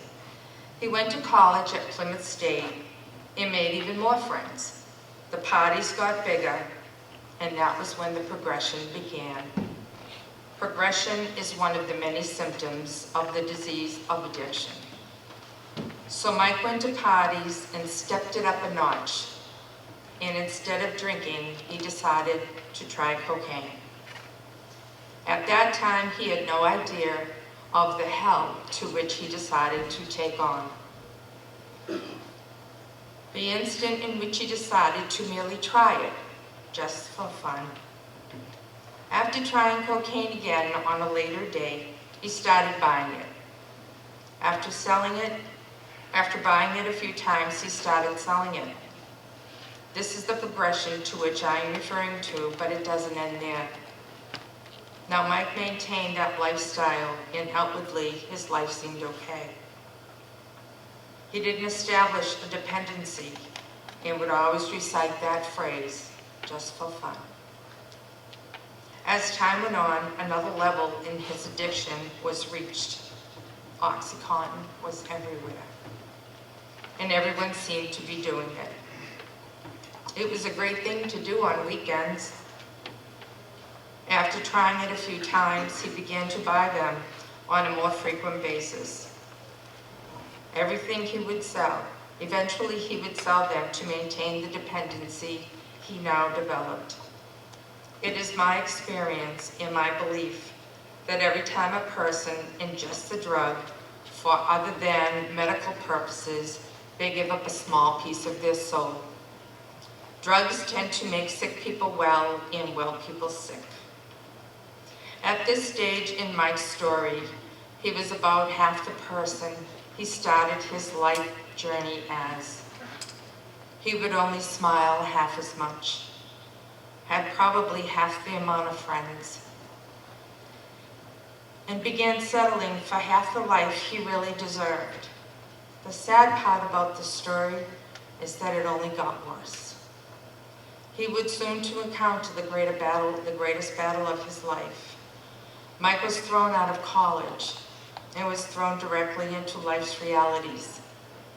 He had to find a job and pay some bills. One of the biggest bills being his habit. He wasn't alone though. Many people were using OCs, including myself. It became a way of life, getting and using. Endless efforts put into acquiring that little green pill, because without it, there was a withdrawal, mental and physical health. Soon enough, the pills were too expensive, ranging from $60 to $90. Multiply that by 2 or 3 pills a day. That is a sickness, for sure. Heroin was around and available for a much more affordable price. Not to mention the potency was higher. Life was really starting to get hard for Mike. Now that just for fun mantra was gone. Mike's spirit was broken. His decisions went from bad to really bad. His new friends were addicts as well, because water seeks its own level. Intravenous using, once unacceptable to Mike, started to look like a good thing. He eventually tried it, and with that opened the gates to hell. He found himself in rehabs and institutions over and over. The problem was bigger than he was, and the control was out of his reach. His defiance was strong, and as bad as his life was, he would never surrender to the help he so desperately needed. His bottom was low, and his life was an unmanageable mess. Mikey was changed into something he never expected. He found himself in the grips of addiction and never found his way out. Drug use and addiction guarantee 3 things: jail, institution, and death. I was fortunate to have only experienced 2. Mike was not so fortunate. He left behind an indescribable pain to those who loved him. He died May 15th, 2004 at 23 years old. His life was just beginning. This travesty was unnecessary, but it is my understanding that God takes the good ones first, for he was the best. His spirit is strong, just like his personality. We wait for the day we will meet again. Love, your brother, Paul. Lastly, I would like to read to you a piece written by an author, Angela Miller. She is a writer, speaker, and grief advocate. I will grieve for a lifetime. Period. The end. There is no moving on or getting over it. There is no bow, no fix, no solution to my heartache. There is no end to the way I will grieve. There is no glue for my broken heart, no elixir for my pain, no going back in time. For as long as I breathe, I will grieve and ache and love my son with all my heart and soul. There will never come a time where I don't think about who my son would be, what he would look like, and how he would be woven perfectly into the tapestry of my family. I wish people could understand that grief lasts forever because love lasts forever. That the loss of a child is not only finite, is not one finite event. It is a continuous loss that unfolds minute by minute over the course of a lifetime. Every missed birthday, holiday, wedding, future children that will never be. An entire generation of people are altered forever. This is why grief lasts forever. The ripple effect lasts forever. It never stops. So now, what also wasn't around publicly and to be given by the community was NORCAM. I have some NORCAM that I would like to display and show you how to use. I'm gonna come down. I'll come down.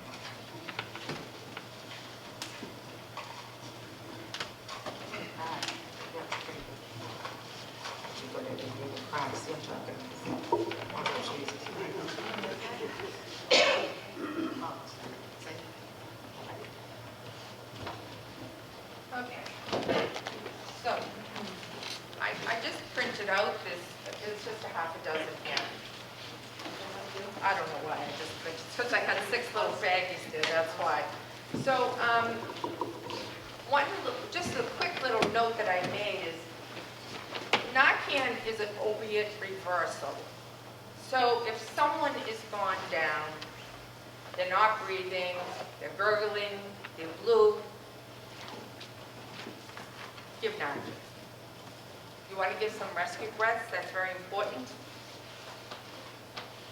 If you don't know what they're dying from, it doesn't matter. What it will not help is coke, meth, alcohol, benzos, Xanax, or Valium. But that doesn't matter. Give it anyway. What it does help is heroin, methadone, oxy, Vicodin, codeine, and fentanyl. It will wear off in 30 to 45 minutes. they can overdose again. You give second dose in 5 minutes. Remember to call 911. Oh, I'm not loud enough? You can hear me. Okay. Remember rescue breathing? You're all taking CPR of some sort? Okay. Brain death can occur in 3 to 5 minutes without oxygen. Very important. So I have 6 of them. You can do what you want with the 6. Yeah, I need your hands, Jeff.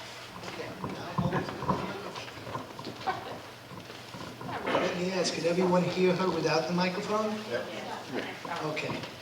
So I'm going to, all right, so I have one that's open. All right, I'm just gonna just hang on to that for a second. This one is open. I got these from a support group that I found shortly after my son passed away. It's called Learn to Cope. It was started by a mother whose son, I can probably, and I will get this one back down here. Her son was getting drugs from someone in their community, and so she wanted to do something about it. And as I said, back in those days, there was nothing. So this is how it will come. You can get this from a pharmacy. I called the local pharmacy because I wanted to get one, and she said, well, you have to get a prescription from your physician. I was thinking of just giving one, but she said no. So you open it up like this. I'm just going to open one. And then there are 2 of them out there that are open, but the other ones aren't. So if you're full with just the 2 that are open. Okay, so they come with these little caps. This one and this one. See these little caps. This is the medication in here. These are all expired, and these are the caps here. Okay. So you pop these caps off.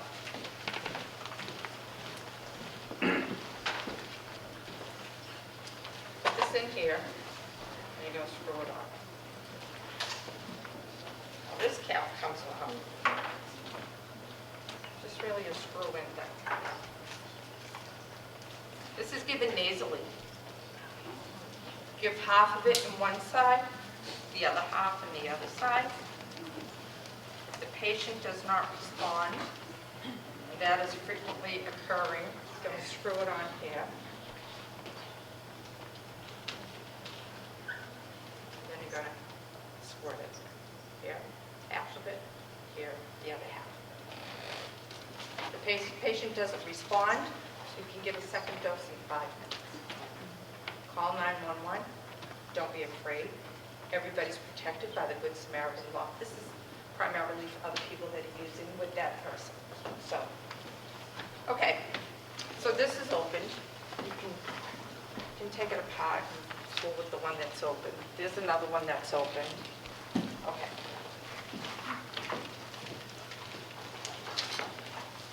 And these are just some of the little, so what unscrews.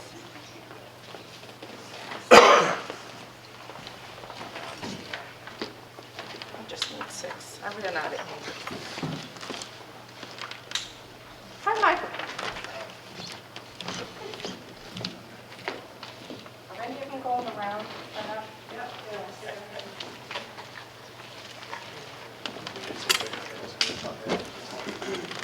I know. Go on.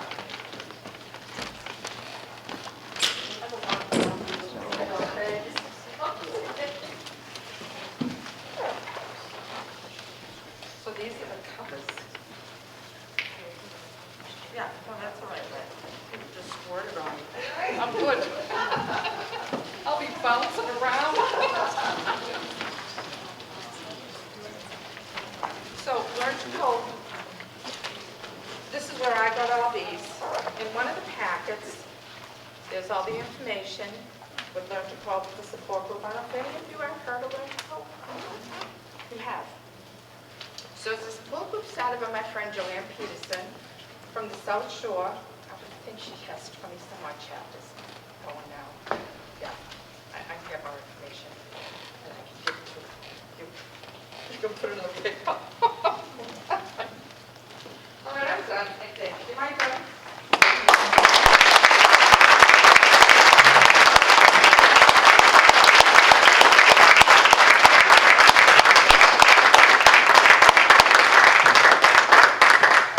After you pass the NORCAM around, you can see, touch it, feel it, all that stuff. If you just put it back on the table before leaving, that would be greatly appreciated.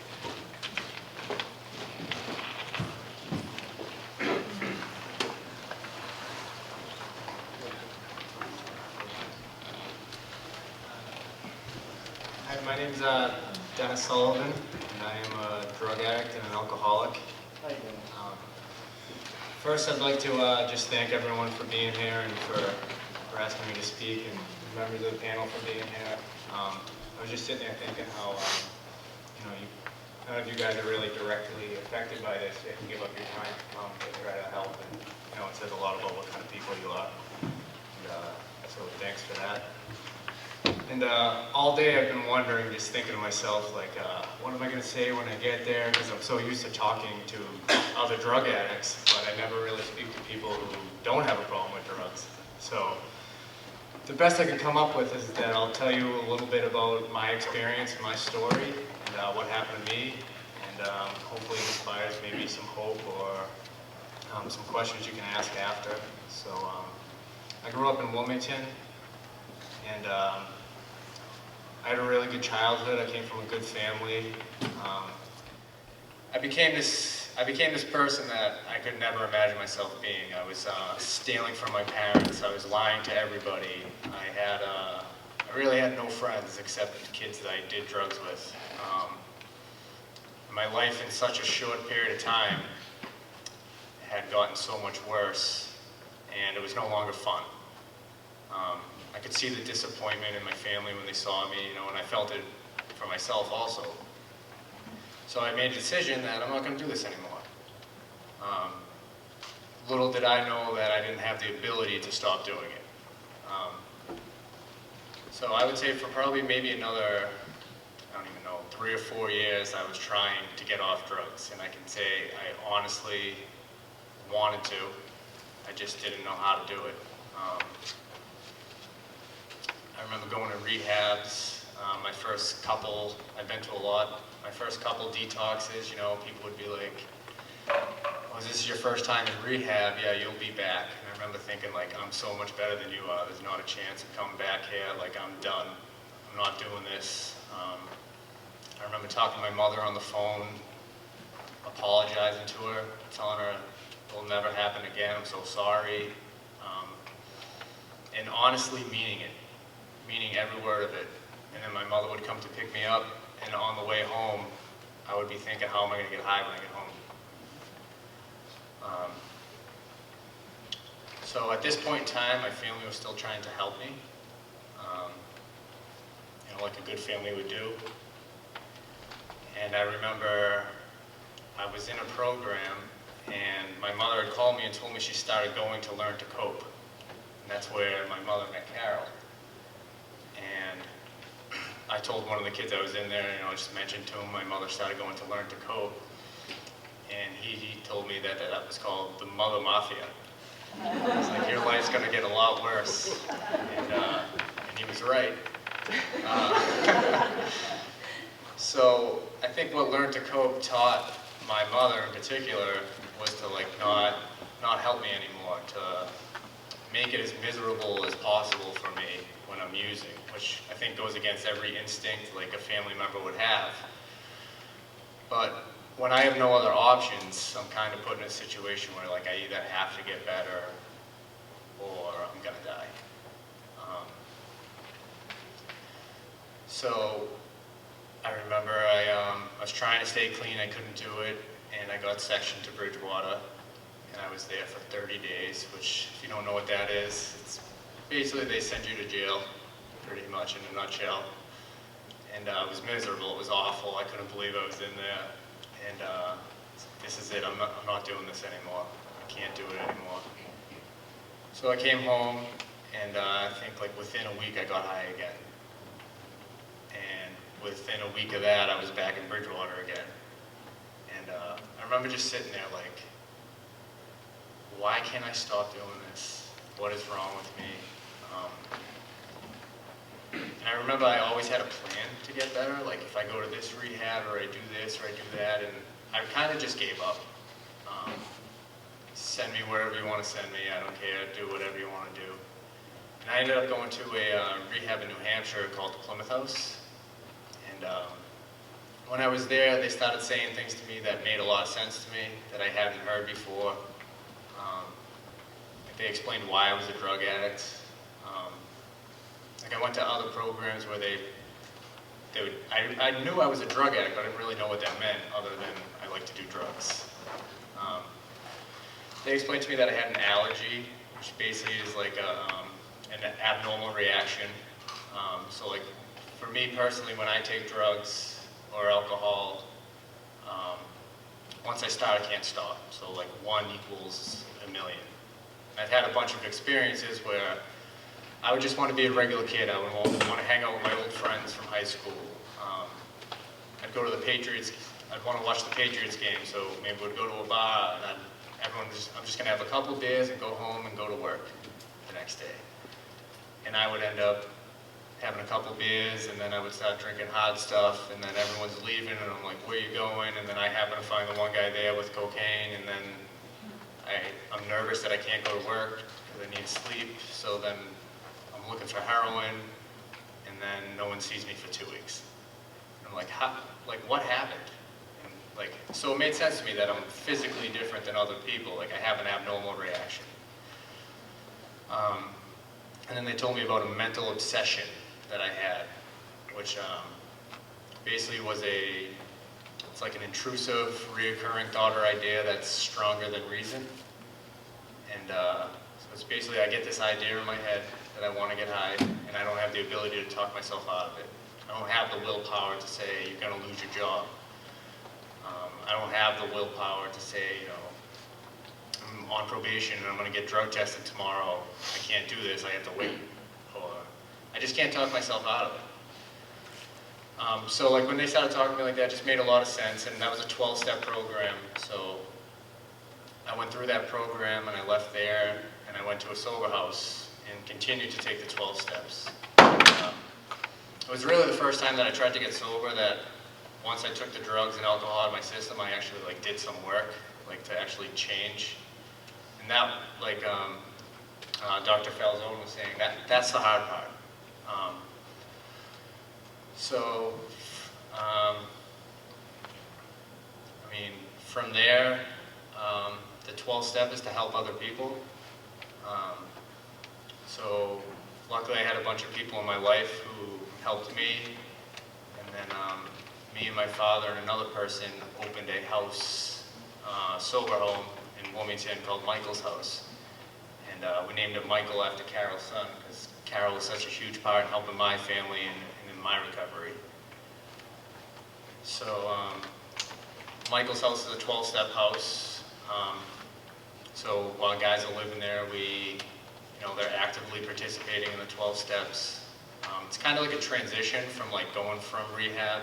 You don't just go home, you go to a sober house first. So they have to be working while they're there. If not, they're doing volunteer work. They're making amends, which is one of the steps. So they're trying to clean up the wreckage of their past. And they're trying to be useful and help people. And they have daily chores and a routine and some structure. They have drug tests. And it's really good because a lot of guys are getting better there. It's good to see. And I guess that's all I'll say. I'll let you guys, I'm sure you want to ask questions to the people on the panel. So thank you for having me.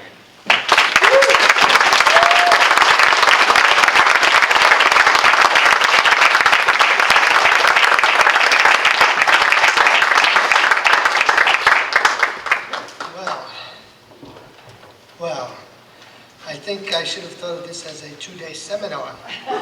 There is so much information. The panel is so broad. It's from the bottom all the way up, back to the middle and down. with such expertise and such experience that everybody had and went through, there was just no way to say to someone that we got to move on, because every bit of input here was tied together and vital for us to hear. I know you all have questions, and we have a mic in the center.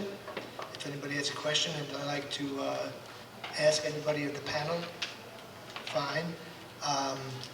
So, if anybody has any questions.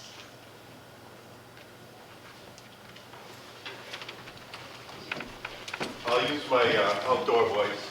I was just wondering, I don't know who would like to speak to it, but I've heard about NORCAM, not NORCAM, but NORCAM, and I wanted to know how is it spreading out? Is there training? I work in the behavioral health field, but it's really, that hasn't been offered to me yet, so what is it? Who gets to do it? Is it just nurses or what? I can tell you in Middlesex, we've used some of our drug forfeiture money.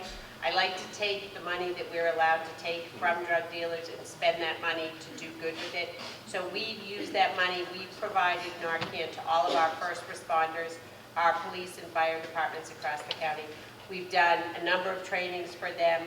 We've also offered it to any school department who wants it. We've done training for coaches, for school personnel, and we're moving that further and further out. We're going to start a partnership. We've laid the groundwork for a partnership with people, for instance, in fast food places and things like that, when people are frequently overdosing. You know, we had an overdose a couple of weeks ago in the ladies' room of a grocery store. So we're really trying to just push that out as much as possible. It's very accessible. Learn to Cope has it all over the place. A number of pharmacies like CVS, those places have standing orders, so you can get Narcan there. So I think the goal is to get as many people trained. I was with the Library Association yesterday. We're going to be training librarians, because any place is a public restroom, people go. So we're working across the county to give it to anybody who wants it.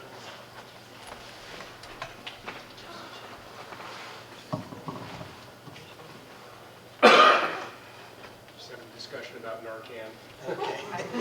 We have it if you want it. So we've been fortunate, we've been able to negotiate a pretty good price, so we bought in bulk, and we're just sending it out to all of our departments who want it. Carol talked about the Good Samaritan law that protects you if you use it on someone. I didn't know if, Lieutenant Colonel Hughes, if you could touch on that. Explain that to us? Yeah, sure. Basically, that law says if you're acting in good faith and you use this, that there won't be any civil liability against you down the road. So if you use this Narcan and God forbid someone doesn't survive, or there's some kind of adverse reaction, which I don't really think there is medically. I really can't speak to that, but that's basically what the Good Samaritan law states. It protects you from civil and criminal liability also. Even if you have no training? Yeah. And the medical piece from the training, the doctors that we've had come in and do it, it's really, you can't harm anybody with it. If somebody's taken something that it doesn't work on, if somebody's, down because of alcohol, you give them Narcan, they're not going to get better, but they're not going to get worse. So there really is no downside that we know of medically for using it. Also pertaining to the fact that if someone overdoses and you are a drug addict as well, and you just call and say, John Smith at 339, whatever, is not breathing, and they come. Yes, it does. So that You have drug paraphernalia in the room as well, and you're an addict as well. You are protected by that Good Samaritan law. That's what I was referring to. Am I correct? The goal is, if two addicts are using together and one person isn't provided from it, we want you to get help. We're more interested in you getting help for the person who needs it than we are in prosecuting you because you also happen to have a bag of heroin. So we're there together, we're using drugs, he's not responding, I call, I'm protected for that transaction that's going on. We would find people dropping their friends off at the hospital and actually pulling up to an emergency room and pushing them out the door, and then taking off. You know, and right, exactly. So this is a good thing, at least that, you know, that the medical people can get some information about how much they used, you know, how long they've been unconscious, or whatever it happens to be. It's a really good thing. Does anybody have another question? Yes? Well, just a brief question. On question 4, is there any probability that maybe one of the benefits of legalizing marijuana is, in fact, we might eliminate some of the criminal elements that deal with drugs? I think right now, Please as be you nice to can me. see, we spend so much time dealing with this. No matter what you think about marijuana, this is not the time to put any more drugs on the street. That's the simplest way to look at this issue. We're spending all day, 7 days a week, dealing with all of these pieces. Adding another drug to it, there may be a time when that's an appropriate thing to do. It's not while we're trying to get through this crisis, when we're seeing almost 200 people dying in 10 I would months. say other states have started so fairly recently. They've made the decision in those states to do it. Let's look at the data out there. I mean, just the whole idea of operating a vehicle under the influence is not even a solid testing mechanism to determine that. So even if you philosophically think that marijuana should be legal, this isn't the way to go about doing it, and it's not the right time to go about doing it. I would like to add also, something was brought to my attention, that the advertisements in support of the marijuana law have been saying that this is a good way to raise tax money for revenue for the state. And there's a commercial out on network TV that is pushing that. And as far as I understand, that's pretty much farthest from the truth, that it's going to really raise any revenue for the state of Massachusetts. So I think that as a committee, as a North Reading Republican Town Committee, you know, we've had these discussions, we've talked about it at meetings and on the side, so to speak, and I can't agree more, or we can't agree more than what we just heard here. This is not the time. Drugs are bad. If you're not using it for medicinal purposes, then you're using it for recreation. If you're using it for recreation, there are a lot of territory that comes with that, unbeknownst to you and unbeknownst to anybody who tries to go that route. And I think with this forum that we had here, the panel of experts who gave an awful lot of good, powerful information, and at least one of the things is we know that at the state, at the DA's office, at the state trooper's office, okay, all the way to schools,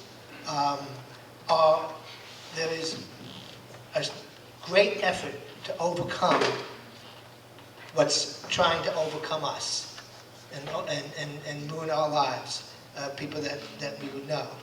And I will say that the North Reading Police Department and the North Reading Fire Department are all over this, especially with the community impact team that we have. So there are a lot of people that are trying to make sure that this situation does not become worse, but it's a huge battle, huge. And I hope that everybody, when you walk away from this, that you have a better understanding, and that the insight that it gives you will allow you to get involved, maybe even more so. So thank you all for coming. Thank you, panel.